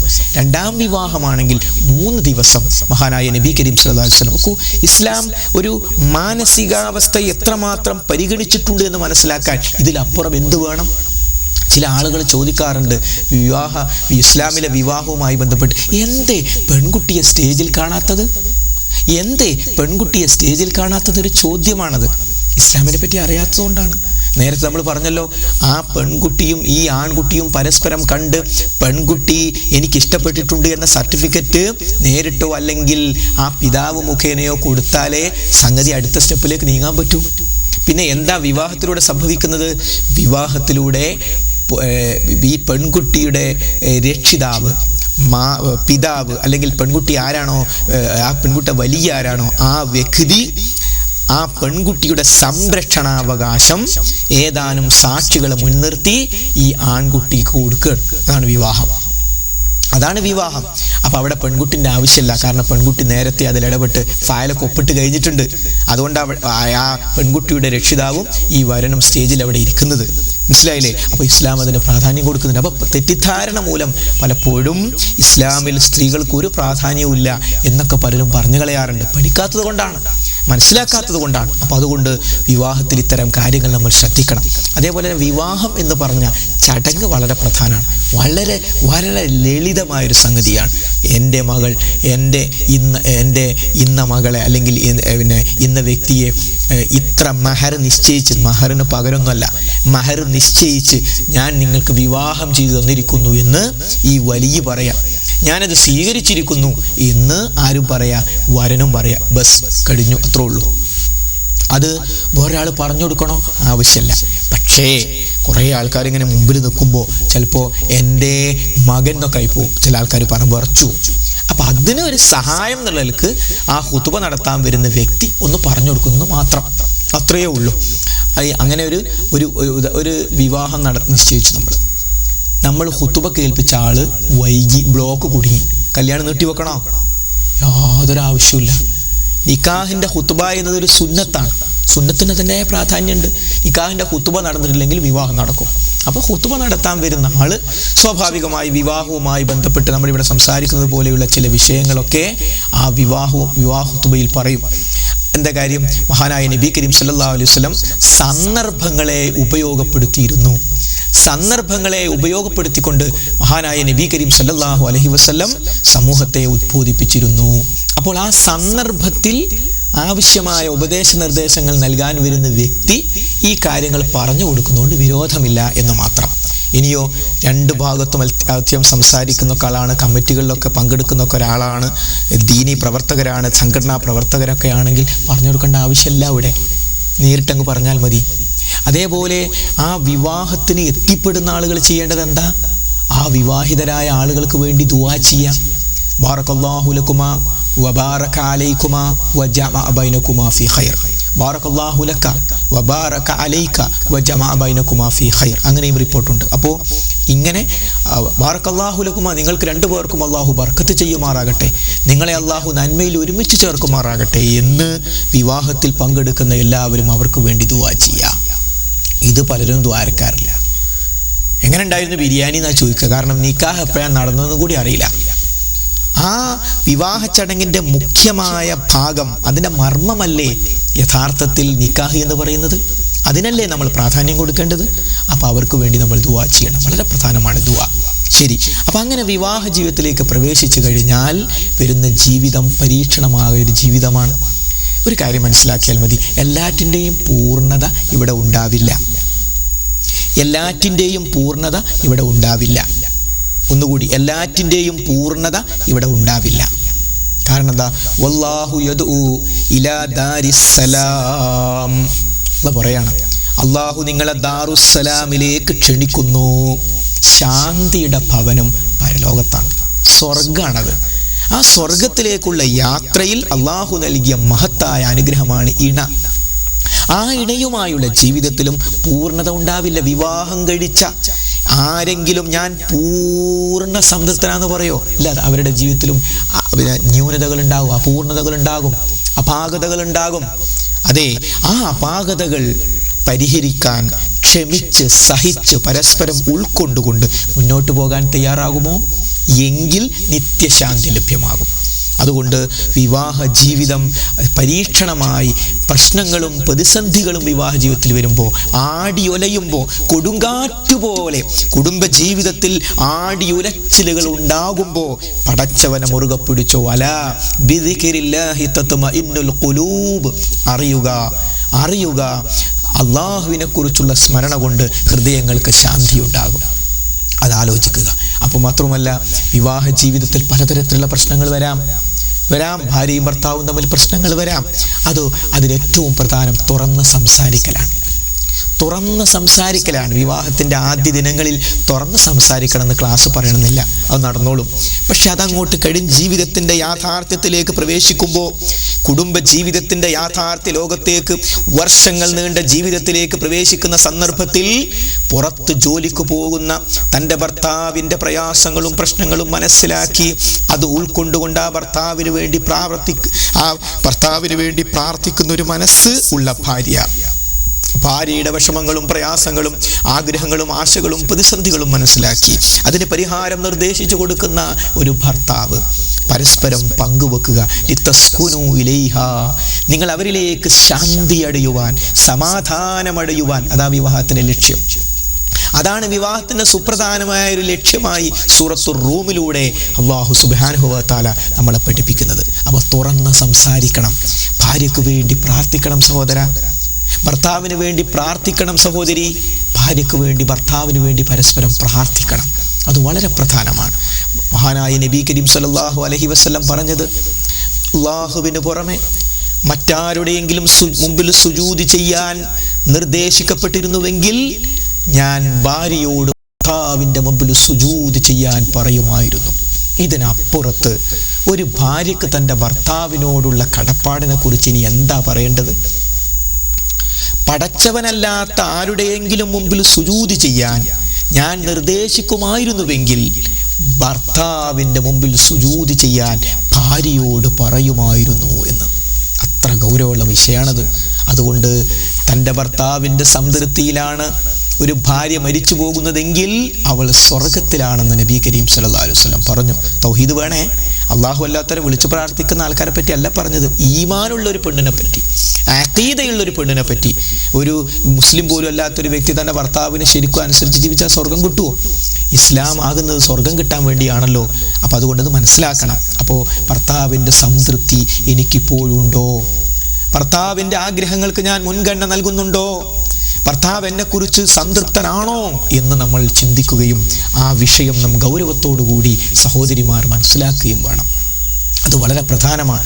അല്ലാഹു സുബ്ഹാനഹു വ തആലയുടെ പ്രവാചകൻ പറഞ്ഞല്ലോ, ഒരു ഭർത്താവ് തൻ്റെ ആവശ്യ നിർവഹണത്തിന് വേണ്ടി ഭാര്യയെ ക്ഷണിച്ചിട്ട് അവളതിന് വിസമ്മതിക്കുന്ന പക്ഷം പുലർച്ചെ വരെ ലഅനത്തിൻ്റെ മലക്കുകൾ അവൾക്കെതിരെ ദുആ ചെയ്തുകൊണ്ടിരിക്കും എന്ന്. എത്ര വിഷമമുണ്ടെങ്കിലും, എത്ര ശാരീരിക പ്രയാസമുണ്ടെങ്കിലും ഈ മനുഷ്യന് ഈ മനുഷ്യൻ്റെ ഭാര്യയാണ് ഞാൻ. ഈ മനുഷ്യൻ ഒരു അന്യ പെണ്ണിൻ്റെ അടുത്തേക്ക് നോക്കുന്നില്ലല്ലോ, ഒരു അന്യ പെണ്ണിനെ ആഗ്രഹിക്കുന്നില്ലല്ലോ. എത്ര പ്രയാസപ്പെട്ടാലും ഞാൻ ഇദ്ദേഹത്തിൻ്റെ ആവശ്യം നിറവേറ്റി കൊടുക്കുകയാണ് വേണ്ടത് എന്ന പ്രതിഫല ബോധത്തോടുകൂടി ഭർത്താവിനെ അനുസരിക്കാൻ സാധിക്കണം. ഭർത്താവിന് സേവനങ്ങൾ ചെയ്തു കൊടുക്കാൻ സാധിക്കണം. ഭർത്താവിന് ഇഷ്ടമില്ലാത്തവരെ തൻ്റെ വീട്ടിലോ ബെഡിലോ കയറ്റാൻ പാടില്ല. വളരെ പ്രധാനമാണ്. ഭർത്താവിൻ്റെ സമ്പത്തും ഭർത്താവിൻ്റെ അഭിമാനവും ഭർത്താവിൻ്റെ എല്ലാം ഒരു ആഭ്യന്തര വകുപ്പ് മന്ത്രിയെപ്പോലെ, വീട്ടിലൊരു ആഭ്യന്തര വകുപ്പ് മന്ത്രിയെപ്പോലെ കാത്തു സൂക്ഷിക്കാൻ. അതേപോലെ തന്നെ ഭർത്താവിനെ കുറിച്ച് മറ്റുള്ളവരോട് ഭർത്താവിൻ്റെ ന്യൂനതകൾ പറയുന്ന ഒരവസ്ഥ ഒരിക്കലും ഉണ്ടാകാൻ പാടില്ല. ന്യൂനതകളില്ലാത്ത മനുഷ്യന്മാരുണ്ടോ? ഉണ്ടാകും. നിങ്ങളുടെ ഭർത്താവിൻ്റെ അടുത്ത് നിങ്ങളൊരു ന്യൂനത കാണുന്നുവെങ്കിൽ അതിനേക്കാൾ എത്ര നല്ല ഗുണങ്ങൾ അദ്ദേഹത്തിൻ്റെ അടുത്തുണ്ട്. ഒരിക്കലും ഭർത്താവിൻ്റെ ന്യൂനതകൾ മറ്റുള്ളവരോട് പറയരുത്. അല്ലെങ്കിലും ഭർത്താവിൻ്റെ ന്യൂനതകളോ പോരായ്മകളോ ഭർത്താവിൻ്റെ തകരാറുകളോ മറ്റൊരാളോട് പറഞ്ഞാൽ ആ തകരാറ് ഇല്ലാതാകുമോ? അതുകൊണ്ടത് പരിഹരിക്കപ്പെടുമോ? ഒരിക്കലും ഉണ്ടാകുന്നില്ലല്ലോ. ശ്രദ്ധിക്കണം. അതേപോലെ ഭാര്യ, മഹാനായ നബി കരീം സല്ലല്ലാഹു അലൈഹി വസല്ലം പറഞ്ഞു, നീ ഉടുക്കുകയാണെങ്കിൽ അവളെ ഉടുപ്പിക്കണം, നീ ഭക്ഷണം കഴിക്കുകയാണെങ്കിൽ അവളെയും ഭക്ഷണം കഴിപ്പിക്കണം. അങ്ങനെ ഒരു ഭർത്താവിന് തൻ്റെ ഭാര്യയോടുള്ള കടമ വളരെ പ്രധാനമാണ്. ആ ഭാര്യ അവൾ കഷ്ടപ്പെടുന്നത്, അവൾ പ്രതീക്ഷിച്ച് നിൽക്കുന്നത് തന്നെ കാത്തു നിൽക്കുന്ന ഒരു പെണ്ണ് വീട്ടിലുണ്ട് എന്നൊരു ചിന്ത ഭർത്താവിനുണ്ടാകണം. ആദ്യഘട്ടത്തിൽ അത് പ്രത്യേകം പറയണമില്ല, ഉണ്ടാകും. പക്ഷെ അതിനപ്പുറത്ത് ജീവിതത്തിൻ്റെ യാഥാർത്ഥ്യത്തിൻ്റെ ലോകത്തേക്ക് പ്രവേശിക്കുമ്പോൾ മറന്നുപോകാതെ ഓർക്കണം, ഭാര്യയുടെ അടുത്ത് പല തകരാറുകൾ ഉണ്ടാകും. പക്ഷെ എത്രയെത്ര നന്മകൾ അവരുടെ ഭാഗത്തുണ്ട്. അതുകൊണ്ട് ആ ഭാര്യയിലുള്ള തകരാറുകൾ കാണുമ്പോൾ അവരുടെ നന്മകളെ ഓർക്കുക. അതാണ് പ്രധാനം. ഭാര്യ, മഹാനായ നബി കരീം സല്ലല്ലാഹു അലൈഹി വസല്ലം തൻ്റെ ഭാര്യമാരെ അടുക്കള ജോലികളിൽ വരെ സഹായിച്ചിരുന്നു. വീടിൻ്റെ ഉമ്മറത്തിരുന്ന് ഓർഡർ ചെയ്യുന്ന ആളുകളുണ്ട്, ചുടുവെള്ളം വരട്ടെ, ഭക്ഷണം വരട്ടെ. ഇന്ന് എന്തേ ഈ വരട്ടെ? എടോന്ന് അങ്ങോട്ട് ചെല്ല്, നിന്റെ ഭാര്യയാകത്തുള്ളത്, അവളെ ഒന്ന് സഹായിച്ചു കൊടുക്ക്. അങ്ങനെ ഭാര്യമാരെ സഹായിച്ചിരുന്നു റസൂലുള്ളാഹി സ്വല്ലല്ലാഹു അലൈഹി വസല്ലം. അതെ, ഭാര്യമാരെ ഒരു പ്ലേറ്റിൽ നിന്ന് ഭക്ഷണം കഴിച്ചു. ആയിഷ റളിയല്ലാഹു അൻഹയുടെ വായിലേക്ക് ഒരു ഉരുള വെച്ചു കൊടുത്തു. ആയിഷ ബീവി നബിയുടെ വായിലേക്ക് ഒരു ഉരുള വെച്ചു കൊടുക്കുന്നു. നോക്കൂ, ഒന്നിച്ചിരുന്ന്. അതെ, അടുക്കള ജോലികളിൽ പോലും ഭാര്യമാരെ സഹായിച്ചിരുന്നു റസൂലുള്ളാഹി. ഇണകളാണ് കേട്ടോ, മറക്കരുത്, ഇണകളാണ്. ശരി, അപ്പൊ അങ്ങനെ ഭാര്യമാരോടുള്ള കടമ, ഭാര്യമാരുടെ സന്തോഷം നമ്മളിലൂടെ അല്ലേ. അതുകൊണ്ട് കേവല ലൈംഗികമായ കാര്യങ്ങളിൽ മാത്രമല്ല അവരോടുള്ള സംസാരം. മഹാനായ നബി കരീം സല്ലല്ലാഹു അലൈഹി വസല്ലം ഭാര്യമാരോടൊപ്പമാകുമ്പോൾ അവരോടൊപ്പം ലയിക്കുമായിരുന്നു എന്ന് ഹദീസിൽ കാണാം. ഇത് അവരുടെ വിഷയങ്ങൾ കേട്ട് അതിന് പരിഹാരമൊക്കെ പറഞ്ഞു. ബാങ്ക് കൊടുത്താൽ പള്ളിയിലേക്ക് പോകും. ബാങ്ക് കൊടുത്താൽ പള്ളിയിൽ കാരണം അല്ലാഹു അക്ബർ, ഈ ഭാര്യ എനിക്ക് നൽകിയത് പടച്ചോനാ, അതുകൊണ്ട് ഈ ഭാര്യയെ നൽകിയ പടച്ചോൻ്റെ വിളിയാണത്, പടച്ചോൻ്റെ അടുത്തേക്കുള്ള വിളിയാണത്, അതിന് പ്രാധാന്യം കൊടുക്കണം. അപ്പം അങ്ങനെ ഭാര്യമാരോടുള്ള കടപ്പാടുകൾ നമ്മൾ ശ്രദ്ധിക്കണം, പുരുഷന്മാരെ ശ്രദ്ധിക്കണം. അങ്ങനെ ജീവിതത്തിൽ പ്രായമായാൽ പോലും ലൈംഗികമായ ആ വിഷയങ്ങളൊക്കെ കഴിഞ്ഞാൽ പോലും പിരിയാൻ പറ്റാത്ത രൂപത്തിലുള്ള ബന്ധമായി ഭാര്യാഭർത്തൃ ബന്ധം നിലനിൽക്കണം. ആ കാര്യങ്ങൾ നമ്മൾ പ്രത്യേകം ശ്രദ്ധിക്കണം. ഒരിക്കലും ഭാര്യമാർ അടിമകളല്ല കേട്ടോ, ഭാര്യമാർ വേലക്കാരികളല്ല കേട്ടോ. ശ്രദ്ധിക്കണം. ഒരുപക്ഷെ ഭർത്താക്കന്മാരുടെ അടുത്ത് ചില ന്യൂനതകളുണ്ടെങ്കിൽ അവരെ അടക്കി ഭരിച്ച് ഭർത്താവിൻ്റെ മുകളിൽ കയറി നിന്നുകൊണ്ട് ഭർത്താവിനെ ഭരിക്കുന്ന സ്ത്രീകളുണ്ട്. പാടില്ലാതെ. ഭർത്താവിന് അർരിജാലു ഖവ്വാമൂന അലൻ നിസാ, അല്ലേ, പുരുഷന്മാർക്ക് സ്ത്രീകളെക്കാൾ ഒരു പദവി അള്ളാഹു ഉയർത്തി കൊടുത്തിട്ടുണ്ട്. അത് പ്രകൃതിപരമായൊരു പ്രത്യേകത അനുസരിച്ച് തന്നെയാണ്. അത് അംഗീകരിക്കാൻ സ്ത്രീകളും ശ്രദ്ധിക്കേണ്ടതുണ്ട്. അതേപോലെ തന്നെ വിവാഹ ജീവിതത്തിൽ പ്രശ്നങ്ങളും പ്രയാസങ്ങളും വരുന്ന സന്ദർഭത്തിൽ അവിടെയൊക്കെ ഏറ്റവും പ്രധാനം ദുആയാണ് പ്രധാനം.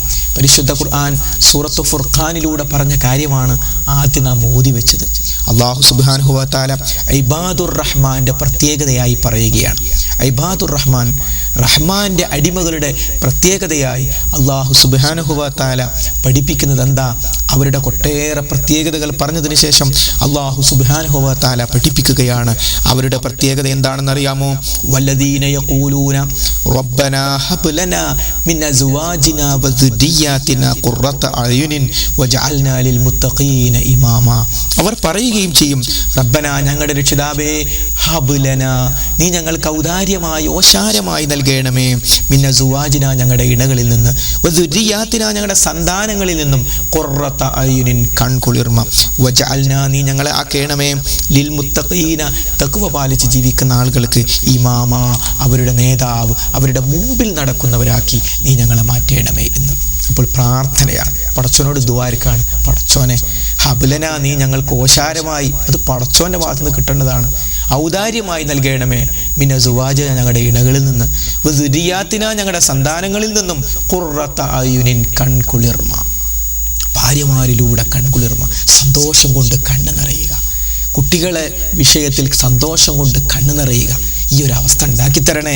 ഞങ്ങളെ ഭാര്യയെ ഭർത്താവിനെ മക്കളെ ദീനിൻ്റെ കാര്യത്തിൽ മുമ്പിൽ നിർത്തണേ. ഞങ്ങളുടെ പിന്നിൽ വേറുള്ളവർ നിൽക്കട്ടെ, ഞങ്ങൾ മുമ്പിൽ നിൽക്കട്ടെ. അതേ ദീനി രംഗത്ത് മുമ്പിൽ നിൽക്കാൻ ഞങ്ങൾക്ക് നീ തൗഫീക്ക് നൽകണമേ എന്ന് പ്രാർത്ഥിക്കണം. ഈ പ്രാർത്ഥന ഒരു അധ്വാനല്ലേ, ഈ ദ്വാര അധ്വാനല്ലേ? ഇങ്ങനെ ദ്വാരുന്നാൽ മാത്രം മതിയോ? പോരാ, കൺകുളിർമയുണ്ടാകണമെങ്കിൽ ദീന് വേണം. കുടുംബജീവിതത്തിൽ സന്തോഷകരമായ ഒരു അവസ്ഥ വരണമെങ്കിൽ ദീന് വേണം. അള്ളാഹുവിൻ്റെ പ്രവാചകൻ നബി കരീം സല്ലല്ലാഹു അലൈഹി വസല്ലം പഠിപ്പിച്ചില്ലേ, ഒരു പുരുഷനെ അള്ളാഹു റഹ്മത്ത് ചെയ്തിരിക്കുന്നു, ഒരു പെണ്ണിന് അള്ളാഹു റഹ്മത്ത് ചെയ്തിരിക്കുന്നു. ആരാണ് ആ പെണ്ണ്, ആരാണ് ആ പുരുഷൻ? ആ പുരുഷൻ തൻ്റെ ഭാര്യയെ രാത്രി പുലർച്ചെ അല്ലെങ്കിൽ തഹജ്ജുദ് നമസ്കരിക്കാൻ വേണ്ടി മുഖത്ത് വെള്ളം കുടഞ്ഞു. ഒരു പുരുഷൻ ഭാര്യ തൻ്റെ ഭർത്താവിൻ്റെ മുഖത്ത് വെള്ളം കുടഞ്ഞു, എന്നിട്ട് എഴുന്നേൽപ്പിക്കുകയാണ്. ഇത് സുബഹിസ്കരിക്കാനല്ല, മറിച്ച് അതിനു മുമ്പ് തഹജ്ജുദ് നമസ്കരിക്കാൻ, ഒന്നിച്ച് സ്വർഗത്ത് പോണ്ടേ. അങ്ങനെ ഭാര്യയും ഭർത്താവും തഹജ്ജുദ് നിസ്കരിച്ച്, പടച്ചോനെ എൻ്റെ ഭർത്താവിനെ സ്വർഗത്തിലാക്കണേ, എൻ്റെ ഭാര്യയെ സ്വർഗത്തിലാക്കണേ. ഈ തൊട്ടിലിൽ കിടക്കുന്ന പിഞ്ചു പൈതൽ വലുതാകുമ്പോൾ ഞാൻ ഉണ്ടാകുമോ എന്നറിയില്ല. ആ കുട്ടിക്ക് സ്വർഗം കൊടുക്കണേ പടച്ചോനെ, സ്വർഗത്തിന് കാരണമാകുന്ന മകനാക്കണേ, മകളാക്കണേ പടച്ചോനെ. പടച്ചോനെ വാടക വീട്ടിലാണ് ഞങ്ങൾ, പടച്ചോനെ ഗൾഫിലാണ് ഞങ്ങൾ, പടച്ചോനെ ജോലിക്ക് സ്ഥിരതയില്ല, പടച്ചോനെ സാമ്പത്തികമായി വേണ്ടത്ര പോലെ, എല്ലാം നീ അറിയുന്നവനാണ് എന്ന് നാഥൻ്റെ മുമ്പിലേക്ക് കൈനീട്ടുന്ന ഒരു മനസ്സുള്ള ഒരു ഭാര്യ, ആ മനസ്സുള്ള ഒരു പുരുഷൻ, ഒരു ഭർത്താവ്, എത്ര വലിയ അനുഗ്രഹമാണ്. രാവിലെ എഴുന്നേറ്റ് സുബഹി നമസ്കരിക്കുന്ന മക്കൾ ചെറുപ്പം മുതലേ അങ്ങനെ പഠിപ്പിക്കാതെ നിസ്കരിക്കുമോ? നിസ്കാരം ഒരു ശീലമാക്കി കൊണ്ടുവരണമെന്നല്ലേ റസൂൽ. അതുകൊണ്ടല്ലേ 7 വയസ്സായാൽ നമസ്കരിക്കാൻ പറയണമെന്നും 10 വയസ്സായിട്ട് നിസ്കരിച്ചിട്ടില്ലെങ്കിൽ അടിക്കണമെന്നും പറഞ്ഞ്. എന്തിനാ? ശീലമായി വരേണ്ട സംഗതിയാണത്, ശീലമാക്കി നമ്മൾ വളർത്തിക്കൊണ്ടുവരണം. അങ്ങനെ നമ്മുടെ വീട്, നമ്മുടെ കുടുംബം സന്തോഷകരമായ ഒരു അവസ്ഥയിലെത്തണമെങ്കിൽ ബോധപൂർവം നമ്മൾ പണിയെടുക്കണ്ടേ, ബോധപൂർവം നമ്മൾ അതിനുവേണ്ടി പരിശ്രമിക്കണ്ടേ. നമ്മുടെ ദീനെവിടെ, നമ്മുടെ ഭാര്യയുടെ ദീനെവിടെ, നമ്മുടെ മക്കളുടെ ദീനെവിടെ എന്ന് ചിന്തിക്കണം. എന്നിട്ട് അതൊന്ന് നന്നാക്കാൻ എന്ത് ചെയ്യാൻ പറ്റും? ഭാര്യൻ്റെ അടുത്ത് കുറച്ച് അബദ്ധങ്ങളുണ്ട്, നിസ്കാരം വൈകിപ്പോകുന്നുണ്ട്, നാളെ ഒരു നിസ്കാരം നഷ്ടപ്പെട്ടു പോയിട്ടുണ്ട്, ഭർത്താവിൻ്റെ അടുത്ത് അബദ്ധങ്ങളുണ്ട്, കുട്ടികൾ വേണ്ട രൂപത്തിലല്ല മുന്നോട്ട് നീങ്ങുന്നത്. അപ്പം അതൊരു ചർച്ചയാവണ്ടേ നമുക്കിടയിൽ? എന്നിട്ട് നമ്മൾ രാത്രി കുറേ നേരം ഇരുന്നിങ്ങനെ ചിന്തിക്കുക, എന്താ ഇപ്പം ചെയ്യുക? മാർഗണ്ട് സഹോദര, നമ്മൾ വെള്ളിയാഴ്ച ജുമാ ശരിക്കും ഉപയോഗപ്പെടുത്തുന്നുണ്ടോ? നമ്മുടെ കുട്ടികൾ വെള്ളിയാഴ്ച ജുമാക്ക് ശരിക്കും ഉപയോഗപ്പെടുത്തുന്നുണ്ടോ? നമ്മോടൊപ്പം നമ്മുടെ ഭാര്യയുണ്ടോ? എങ്കിൽ മുത്ത് മുഹമ്മദ് മുസ്തഫ നബി കരീം സല്ലല്ലാഹു അലൈഹി വസല്ലമയുടെ ഖുതുബയിലൂടെയാണ് ഒരു സഹാബി വനിത സൂറത്ത് ഖാഫ് പഠിച്ചത് എന്ന് ഹദീസിൽ കാണാം. അപ്പം അങ്ങനെ ഖുർആനും ഹദീസും പഠിക്കുന്ന ജുമുഅക്ക് കുടുംബസമേതം പോകാൻ സാധിക്കുന്ന ഒരു കുടുംബം, അത് കഴിഞ്ഞ് ജുമുഅ കഴിഞ്ഞ് തിരിച്ചു വരുമ്പോൾ അന്ന് ജുമുഅയിൽ ഖുതുബയിൽ പറഞ്ഞ കാര്യം ഉമ്മയും ഉപ്പയും മക്കളും ഒന്നാകെ ചർച്ച ചെയ്യുക. മൂത്ത മോൻ പോയി തഫ്സീർ എടുത്തിട്ടൊന്ന് വായിച്ചു നോക്കുക, മറ്റോ ഇൻ്റർനെറ്റ് നോക്കിയിട്ട് ഇത് അങ്ങനെയും കൂടി അതിലുണ്ട് എന്ന് പറയാം. ഇതൊരു സന്തോഷമായിരിക്കും. അള്ളാഹു തൗഫീഖ് ചെയ്യുമാറാകട്ടെ. അങ്ങനെ ജുമുഅ ഖുതുബകൾ, അതേപോലെ ഖുർആൻ ക്ലാസ്സുകൾ, ഖുർആൻ ഹദീസ് ലേണിംഗ് സ്കൂളുകൾ, ഗൾഫ് രാഷ്ട്രങ്ങളിൽ ഇഷ്ടംപോലെ ഖുർആൻ പഠന സംവിധാനങ്ങൾ, ആ സംവിധാനങ്ങൾ അല്പം റിസ്ക് എടുത്തും നമ്മൾ ഉപയോഗിക്കണം. ഒരു വിവാഹം വന്നാൽ, നമ്മുടെ അടുത്ത കുടുംബത്തിലൊരു വിവാഹം വന്നാൽ സ്വാഭാവികമായും നമുക്ക് ഖുർആൻ ക്ലാസ്സിന് ലീവ് എടുക്കേണ്ടി വന്നേക്കാം. അതേപോലെ ഒരു പ്രാധാന്യം, അതിലപ്പുറമുള്ളൊരു പ്രാധാന്യം ഖുർആൻ ക്ലാസ്സിന് കൊടുക്കണ്ടേ? പരിശുദ്ധ ഖുർആന്റെ പഠനം അത് നടത്തുന്നവർക്ക് വല്ലതൊന്നും കിട്ടാനുണ്ടോ? ഇല്ലല്ലോ. അടിസ്ഥാനപരമായി നമുക്ക് ഓരോരുത്തർക്കല്ലേ കിട്ടാനുള്ളത്. അപ്പോൾ നമ്മുടെ എല്ലാ വീട്ടിലുള്ള എല്ലാ അംഗങ്ങളും ഖുർആൻ പഠിക്കുന്ന സ്വഭാവം ഉണ്ടാകണം, ഖുർആനുമായുള്ള ബന്ധമുണ്ടാകണം. ഈ കാര്യം ഉറപ്പുവരുത്തേണ്ടത് ആരാ? ഇങ്ങനെ ഓരോ കുടുംബവും അവരവരുടെ ജീവിത സംതൃപ്തിക്കും പരലോക രക്ഷയ്ക്കും വേണ്ടി ഖുർആൻ പഠിക്കാൻ തീരുമാനിച്ച, ഖുർആൻ ഹദീസ് ലേണിംഗ് സ്കൂളില്ലാത്ത, QHS ഇല്ലാത്ത ഏത് മഹല്ലാണ് ഉണ്ടാവുക, ഏത് യൂണിറ്റാണ് ഉണ്ടാവുക, ഏത് ഇസ്ലാഹി സെൻ്ററിൻ്റെ ഏത് ചെറിയ ചെറിയ ഏരിയകളാണ് ഉണ്ടാവുക? അപ്പോൾ ആ നിലക്ക് നമുക്ക് വേണ്ടിയാണ് നമ്മൾ ഓർക്കണം. അതേപോലെ തന്നെ പരിശുദ്ധ ഖുർആനിൻ്റെ പാരായണം വീട്ടിൽ നിന്നുണ്ടാകണം. മഹാനായ നബി കരീം സല്ലല്ലാഹു അലൈഹി വസല്ലം പറഞ്ഞല്ലോ. എന്താണ് പറഞ്ഞത്? അവിടുന്ന് പറഞ്ഞു, നിങ്ങൾ പരിശുദ്ധ ഖുർആൻ രാവിലെ ഓതണം, നിങ്ങൾ സുബഹിക്ക് പരിശുദ്ധ ഖുർആൻ ഓതണം. അങ്ങനെ ഓതിക്കഴിഞ്ഞാലുണ്ടാകുന്ന ഗുണമെന്താ? പരിശുദ്ധ ഖുർആൻ ഓതിക്കഴിഞ്ഞാൽ നിങ്ങൾക്ക് അവിടെ വെച്ച് ലഭിക്കാൻ പോകുന്ന പിശാച് വിരണ്ടോടും എന്ന് നബി കരീം സല്ലല്ലാഹു അലൈഹി വസല്ലം പറഞ്ഞു. പരിശുദ്ധ ഖുർആൻ സൂറത്തുൽ ബഖറ ഓടുന്ന വീട്ടിൽ നിന്നും പിശാച് വിരണ്ടോടുമെന്ന് മഹാനായ നബി കരീം സല്ലല്ലാഹു അലൈഹി വസല്ലം പഠിപ്പിക്കുകയാണ്. അപ്പോൾ ആ ഒരു അവസ്ഥ നമ്മുടെ വീട്ടിലുണ്ടാകണം. അങ്ങനെ നമ്മുടെ വീട്ടിൽ ആ ഒരു അവസ്ഥ ഉണ്ടായി തീരണമെങ്കിൽ നമ്മൾ എന്ത് ചെയ്യണം? ആ ഒരു സ്വഭാവം കുഞ്ഞുനാളിലേ നമ്മുടെ വീട്ടിലുണ്ടാകണമെങ്കിൽ നോക്കൂ, കഴിഞ്ഞ തലമുറയിലെ പല വല്യാപ്പമാരും ഉപ്പമാരും ഖുർആൻ ഓതുന്നത് കേട്ടുകൊണ്ടാണ് നമ്മൾ രാവിലെ എഴുന്നേറ്റത്, അല്ലേ? ഇന്നത് നഷ്ടപ്പെട്ടു പോകുന്നുണ്ടോ? നമ്മൾ ശ്രദ്ധിക്കണം. നമുക്ക് വേണ്ടി ഒരു നല്ല മരണം സ്വീകരിക്കാൻ വേണ്ടി, നമ്മുടെ രക്ഷയ്ക്ക് വേണ്ടി സഹോദരന്മാരെ സഹോദരിമാരെ നമ്മൾ ആ കാര്യം ശ്രദ്ധിക്കണം. അപ്പോൾ ഖുർആനുമായുള്ള ബന്ധം, അതേപോലെ ധാരാളക്കണക്കിന് CD-കൾ. ഇന്ന് ഏത് വിഷയത്തിലാണ് CD വേണ്ടത്? കാറ്റലോഗ് എടുത്തു തരികയാണ് ഓരോരുത്തരും. ഇത്ര CD-കൾ ഇവിടെ ഉണ്ട്. എല്ലാ വിഷയത്തിലും ഒരു CD ഒരു ദിവസം കേൾക്കാൻ നമ്മൾ തീരുമാനിച്ചാൽ നമ്മുടെ കുടുംബത്തിൽ വിശിഷ്യ സഹോദരിമാർ, വീടുകളിൽ നിൽക്കുന്ന സഹോദരിമാർ, അവർക്ക് വീട്ടിൽ അടുക്കളയിൽ തന്നെ CD പ്ലെയർ വെച്ചാൽ ചോറുണ്ടാക്കി കഴിയുമ്പോൾ, കറിയുണ്ടാക്കി കഴിയുമ്പോൾ സിക്ർ എത്ര എണ്ണം പഠിക്കാം? ഇസ്ലാമികമായ മര്യാദകൾ എത്രയെത്ര പഠിക്കാൻ സാധിക്കും?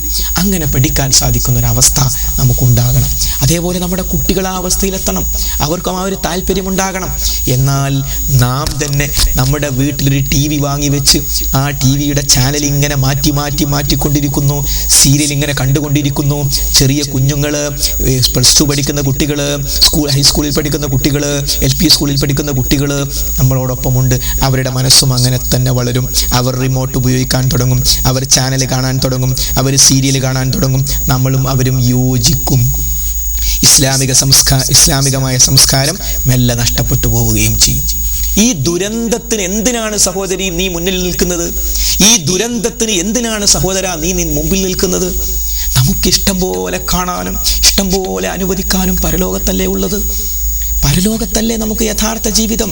നമ്മുടെ നമസ്കാരത്തിൻ്റെ സമയം നഷ്ടപ്പെടുത്തി നമ്മുടെ വീട്ടിലേക്ക് ഒരു അതിഥി വരുമ്പോൾ പോലും നമുക്ക് ഇഷ്ടമില്ലാത്ത അവസ്ഥ വരികയാണ്. ഈ സീരിയലിൻ്റെ സമയത്താണ് കയറി വന്നത് എന്ന് മനസ്സിൽ വരുന്ന ഒരവസ്ഥ ഉണ്ടാകുകയല്ലേ പലപ്പോഴും.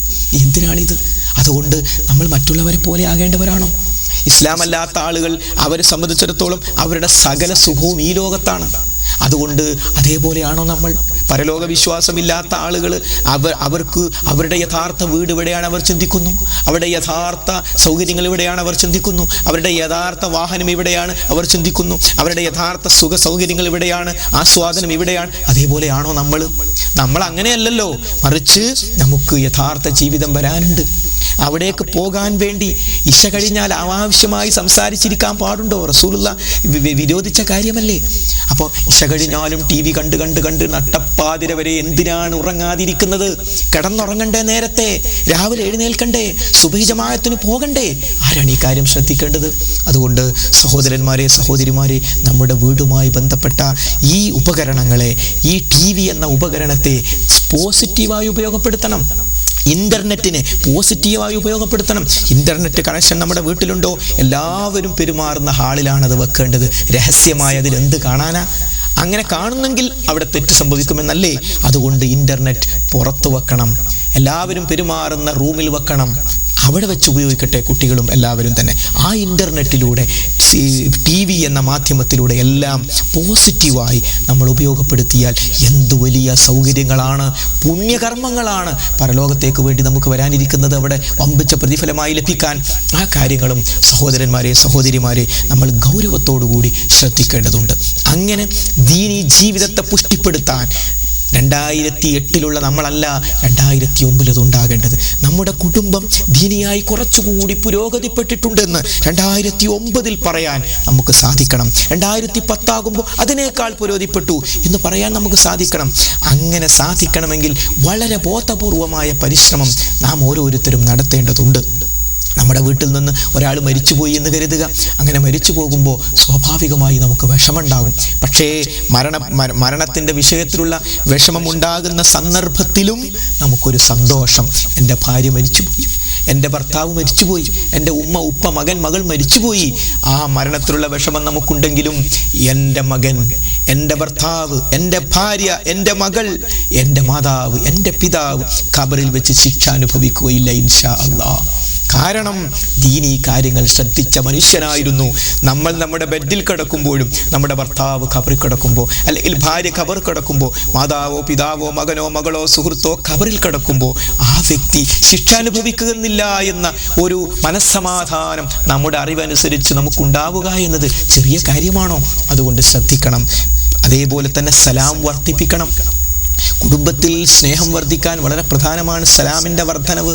സലാം വർദ്ധിപ്പിക്കുക, സ്നേഹം വർദ്ധിക്കുമെന്ന് മഹാനായ മുത്ത് മുഹമ്മദ് മുസ്തഫ നബി കരീം സല്ലല്ലാഹു അലൈഹി വസല്ലം പഠിപ്പിച്ചില്ലേ? വീട്ടിൽ നിന്ന് ഇറങ്ങിപ്പോകുമ്പോൾ, വീട്ടിലേക്ക് കയറി വരുമ്പോൾ ഒക്കെ സലാം പറയാം. ഒരുപക്ഷെ തിരിച്ചു വരുന്നത് ആംബുലൻസ് ആകാം എങ്കിൽ എനിക്ക് സലാം പറഞ്ഞാണ് ഇറങ്ങിപ്പോയത്. ഞാനും പറഞ്ഞിട്ടുണ്ട് വഅലൈക്കും സലാം വറഹ്മത്തുള്ളാഹ് എന്ന് ഞാനും പറഞ്ഞിട്ടുണ്ട് എന്ന് പറയാൻ സാധിക്കുക ഇത്ര നല്ല കാര്യമാണ്. അതോടൊപ്പം നമ്മുടെ വീട് ഒരു ദീനിൻ്റെ ഓഫീസാകട്ടെ. നമ്മുടെ ഭാര്യയുടെ അടുത്ത് മറ്റ് സ്ത്രീകൾ വന്നാൽ നല്ല സീഡികൾ കിട്ടും. നമ്മുടെ മകന് സ്കൂളിലൂടെ സീഡ് കിട്ടും. നമ്മുടെ വീട്ടിൽ വന്നാൽ ഖുർആൻ കിട്ടും. അതേപോലെ തന്നെ വിചിന്തനം വായിക്കാൻ സാധിക്കും, അൽമനാർ വായിക്കാൻ പറ്റും, ഖുർആൻ്റെ സീഡികൾ കിട്ടും.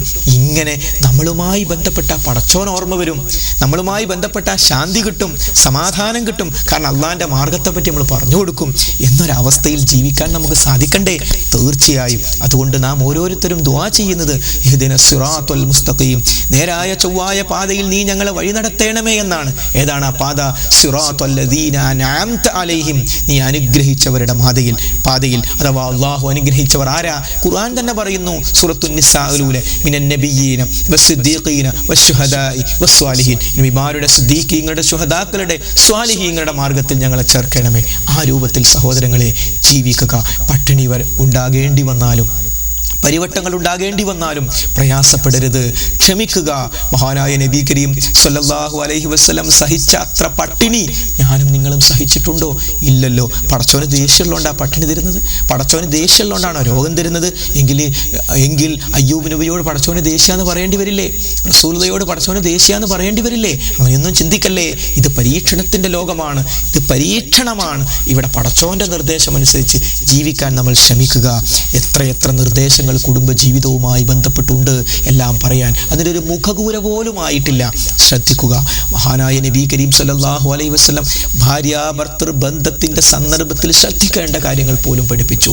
പരസ്പരം നീതി പാലിക്കണം, ഭാര്യയോട് നീതി പാലിക്കണം, ഭർത്താവിനോട് നീതി പാലിക്കണം എന്ന ആശയം വരെ മഹാനായ നബി കരീം സല്ലല്ലാഹു അലൈഹി വസല്ലം പഠിപ്പിക്കുകയാണ്. അത്ര പോലും റസൂലുള്ളാഹി പറഞ്ഞല്ലോ, നിങ്ങൾ വിവാഹബന്ധത്തിൽ ഏർപ്പെടുമ്പോൾ ദൂതനെ അയക്കണം. നോക്കൂ, എന്തേ? നേരെ ലൈംഗിക ബന്ധത്തിലേക്ക് പ്രവേശിക്കുന്നതിന് പകരം തൻ്റെ ഭാര്യയെ ഉത്തേജിപ്പിക്കുന്ന രൂപത്തിൽ ചുംബനം പോലുള്ള കാര്യങ്ങളിലൂടെ നീ ആദ്യം അത്തരം പ്രവർത്തനങ്ങളിൽ ഏർപ്പെടണം എന്ന് പഠിപ്പിക്കുമ്പോൾ ഇതൊക്കെ ഒരു സംസാരത്തിൽ പറയേണ്ടതുണ്ടോ? അങ്ങനെ പറയുന്നുണ്ടോ എന്നൊന്നും ചിന്തിക്കണ്ട. അൻസാരി സ്ത്രീകളെ നബി സല്ലല്ലാഹു അലൈഹി വസല്ലം പ്രോത്സാഹിപ്പിച്ചു. എന്തേ? അവർ അല്പം ലജ്ജയോടുകൂടി ചോദിക്കേണ്ട കാര്യങ്ങളാണെങ്കിൽ പോലും ദീനിൻ്റെ കാര്യങ്ങൾ ചോദിച്ച് മനസ്സിലാക്കി. പലപ്പോഴും പല കുടുംബജീവിതത്തിലും ചെറിയ അസംതൃപ്തികൾ വരാനുള്ള കാരണം ഈ കാര്യങ്ങൾ ശ്രദ്ധിക്കാത്തത് കൊണ്ടാണ്. റസൂലുള്ളാഹി പഠിപ്പിച്ചൊരു നിർദ്ദേശം നമുക്കെന്താ സംസാരത്തിൽ പറഞ്ഞാൽ അത് നമ്മുടെ ജീവിതത്തിന് വിജയം നൽകുന്ന ഒരു കാര്യമല്ലേ എന്നേ ചിന്തിക്കേണ്ടതുള്ളൂ. അത്തരം കാര്യങ്ങളെല്ലാം ശ്രദ്ധിക്കുക, അറിയുക. ഭാര്യയുടെ എല്ലാ അപാകതകളും പരിഹരിച്ചുകൊണ്ട് പൂർണ്ണതയായ ഭാര്യയെ പരലോകത്തുണ്ട്, പൂർണ്ണതയിൽ പൂർണ്ണമായ ഭർത്താവ് പരലോകത്തുണ്ട്. കുടുംബസമേതം സ്വർഗത്തിൽ പ്രവേശിക്കാൻ വേണ്ടി നാം അധ്വാനിക്കുക. ഒരു വഴിക്ക് നമ്മൾ യാത്ര പോകുന്ന സന്ദർഭത്തിൽ വാഹനം ഒരു പോസ്റ്റിന് പോയി ഇടിച്ചു. പിന്നെ കുടുംബത്തിലെ ഒരു വ്യക്തി മരിച്ചുപോയി, വേറൊരു വ്യക്തിയുടെ തലയോട്ട് പൊട്ടിപ്പോയി. നമുക്കൊന്നും പറ്റിയില്ല. നമ്മൾ പറയാ ഒന്നിനെ മോർച്ചറി കൊണ്ടുപോകണം, മറ്റേനെ ആശുപത്രി കൊണ്ടുപോകണം, ഞാൻ കല്യാണത്തിന് പോകട്ടെ എന്ന് പറഞ്ഞാൽ അയാളെ പറ്റി നമ്മൾ എന്ത് പറയും? അയാളൊരു മനുഷ്യനാണോ എന്ന് ചോദിക്കും അല്ലേ? എങ്കിൽ അതേപോലെ പലരും നമ്മുടെ കൂട്ടത്തിലുണ്ട്. എന്തേ? രാവിലെ തന്നെ എഴുന്നേറ്റ് ഒരു ഖുർആൻ ഓതുന്നു, അവർ ദാനധർമ്മങ്ങൾ ചെയ്യുന്നു, തഹജ്ജുദ് നിസ്കരിക്കുന്നു, സുബഹി ജമാഅത്തിന് പോകുന്നു. പക്ഷേ വീട്ടിലെ പലരും നിങ്ങളൊക്കെ തന്നെ അവിടെ തന്നെ കിടന്നോളൂ, നിങ്ങൾ നരകത്ത് കിടന്നോളൂ, ഞാൻ സ്വർഗത്തിലേക്ക് പോകാന്ന് പറഞ്ഞ് ടോർച്ച് വെച്ച് പോകാൻ നിൽക്കട. അവിടെ വിളിക്കു മകനെ, ഭാര്യയെ വിളിക്ക്, എല്ലാരെയും വിളിക്ക്, ഒന്നിച്ച് സ്വർഗത്തിൽ പോകണ്ടേ. യാ അയ്യുഹല്ലദീന ആമനൂ, ഈമാനുള്ളവരെ, ഖൂ അൻഫുസകും വഅഹ്ലീകും നാറാ, നിങ്ങൾ നിങ്ങളെയും നിങ്ങളുടെ അഹ്ലുകാരുടെ ശരീരങ്ങളെയും നരകത്ത് നിന്ന് കാത്തു രക്ഷിക്കുക. അതേ, ആ നിലക്ക് ജീവിക്കാൻ നമ്മൾ മരിച്ചു പോയാലും നമുക്ക് വേണ്ടി ദുആ ചെയ്യുന്ന ആൺമക്കളും പെൺമക്കളും ഉണ്ടാകണം. ആൺമക്കളാണെങ്കിൽ ആ ഖബർസ്ഥാനിലേക്ക് അങ്ങ് പ്രവേശിച്ചിട്ട് ഖബർ സിയാറത്ത് നടത്തുന്ന ആൺമക്കൾ നമുക്കുണ്ടാകണം. ഉപ്പാക്ക് വേണ്ടി ഉമ്മാക്ക് വേണ്ടി രാത്രിയുടെ പാതിരാവുകളിൽ പടച്ചവനോട് കൈനീട്ടി പ്രാർത്ഥിക്കുന്ന പെൺകുട്ടികളും ആൺകുട്ടികളും നമുക്കുണ്ടാകണം. അങ്ങനെ പരസ്പരം പ്രാർത്ഥിക്കുക, നമ്മൾ പ്രാർത്ഥനയിലൂടെ സ്നേഹത്തെ വർദ്ധിപ്പിക്കുക. നമ്മൾ ആ രൂപത്തിൽ ജീവിതത്തിൽ സന്തോഷകരമായ അവസ്ഥയിലൂടെ മുന്നോട്ട് പോകാൻ നമുക്ക് സാധിക്കേണ്ടതുണ്ട്. നമ്മുടെ കുടുംബത്തിൽ സകാത്ത് കൊടുക്കേണ്ട അവസ്ഥയുണ്ടോ? ഭാര്യമാരും ഭർത്താക്കന്മാരും എല്ലാവരും ശ്രദ്ധിക്കുക. സകാത്ത് കൊടുക്കാതെ പരലോകത്ത് കഷ്ടപ്പെടുന്ന അവസ്ഥ നമുക്കുണ്ടാകരുത്. എന്തിനാ നമുക്ക് ആ പണം?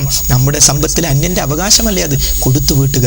ഹജ്ജ് ചെയ്യാനുള്ള പ്രായവും അല്ല, ഹജ്ജ് ചെയ്യാനുള്ള സൗകര്യം എത്തിയിട്ടും ഇനിയും റിട്ടയർ ആവട്ടെ എന്ന് കാത്തു നിൽക്കാതെ, പ്രായമാകട്ടെ എന്ന് കാത്തു നിൽക്കാതെ, യുവത്വത്തോടു കൂടി തന്നെ ഒന്ന് ഹജ്ജ് ചെയ്യാൻ നമ്മൾ ഓരോരുത്തരും ആഗ്രഹിക്കുക. അങ്ങനെ ഈ അല്പകാലത്തെ ജീവിതം ഏതോ ടയറിൻ്റെ അടിയിൽ, ഏതോ ആശുപത്രിയിൽ, ഏതോ വിമാനത്തിൽ നിന്ന് കരിഞ്ഞു വീഴാനുള്ള, അല്ലെങ്കിൽ കടലിൽ പെട്ടുപോകാനുള്ള, അല്ലെങ്കിൽ ഒരു സാധാരണ മരണം സ്വീകരിക്കാനുള്ള മരണത്തിൻ്റെ മുഖം ഏത് നമുക്കറിയില്ലല്ലോ. അള്ളാഹു ഖൈറാക്കുമാറാകട്ടെ. അതുവരെ മാത്രമുള്ള ഈ ജീവിതം സന്തോഷകരമാക്കി തീർക്കാൻ, നമ്മുടെ ബാധ്യതകൾ നിർവഹിച്ച് ഒന്ന് കണ്ണടക്കാൻ, പഠിച്ചവനെ എനിക്ക് ചെയ്യേണ്ടതൊക്കെ ഞാൻ ചെയ്തു എന്ന് പറഞ്ഞ് കണ്ണടക്കുന്ന ഒരവസ്ഥയിലേക്ക് എത്താൻ നമ്മൾ ഓരോരുത്തരും പരിശ്രമിക്കുക. അങ്ങനെ കുടുംബജീവിതം സന്തോഷകരമാക്കി തീർക്കുക, പ്രാർത്ഥന നിർഭരമാക്കി തീർക്കുക. മക്കളെ സ്നേഹിക്കുക, അവർക്ക് ദീൻ കൊടുത്തുകൊണ്ട്. മക്കളെ സ്നേഹിക്കുക, അവരിൽ തെറ്റ് കണ്ടാൽ ശക്തമായി തിരുത്തിക്കൊണ്ട്. മക്കളെ സ്നേഹിക്കുക, അവരിൽ നന്മ വർദ്ധിപ്പിച്ചുകൊണ്ട്. ഭാര്യയെ ഭർത്താവിനെ സ്നേഹിക്കുക, സ്വർഗത്തിലെത്താനുള്ള മാർഗങ്ങൾ കാണിച്ചു കൊടുത്തുകൊണ്ട്. പ്രശ്നങ്ങളും പ്രയാസങ്ങളും ആടിയുലയുന്ന പ്രശ്നങ്ങൾ ജീവിതത്തിൽ വരുമ്പോൾ വഴിവിട്ടു പോകാതെ, ലഹരിയുടെ ലോകത്തേക്ക് പോകാതെ, അസമാധാനത്തിൻ്റെ ലോകത്തേക്ക് പോകാതെ, വ്യഭിചാരത്തിൻ്റെ ലോകത്തിലേക്ക് പോകാതെ, വഞ്ചനയുടെ ലോകത്തിലേക്ക് പോകാതെ, യഥാർത്ഥമായ സമാധാനത്തിൻ്റെ ഇസ്ലാമിൻ്റെ മാർഗത്തിൽ ഉറച്ചു നിൽക്കുക. നമുക്ക് സന്തോഷകരമായ മരണം ഈ ലോകത്ത് വെച്ച് സ്വീകരിക്കേണ്ടതുണ്ട്. നാഥാ, നല്ലൊരു മരണത്തെ സ്വീകരിക്കാൻ നീ ഞങ്ങൾക്ക് തൗഫീഖ് പ്രദാനം ചെയ്യണമേ. വആഖിറു ദഅവാനാ അനിൽ ഹംദുലില്ലാഹി റബ്ബിൽ ആലമീൻ. അസ്സലാമു അലൈക്കും വറഹ്മത്തുള്ളാഹി.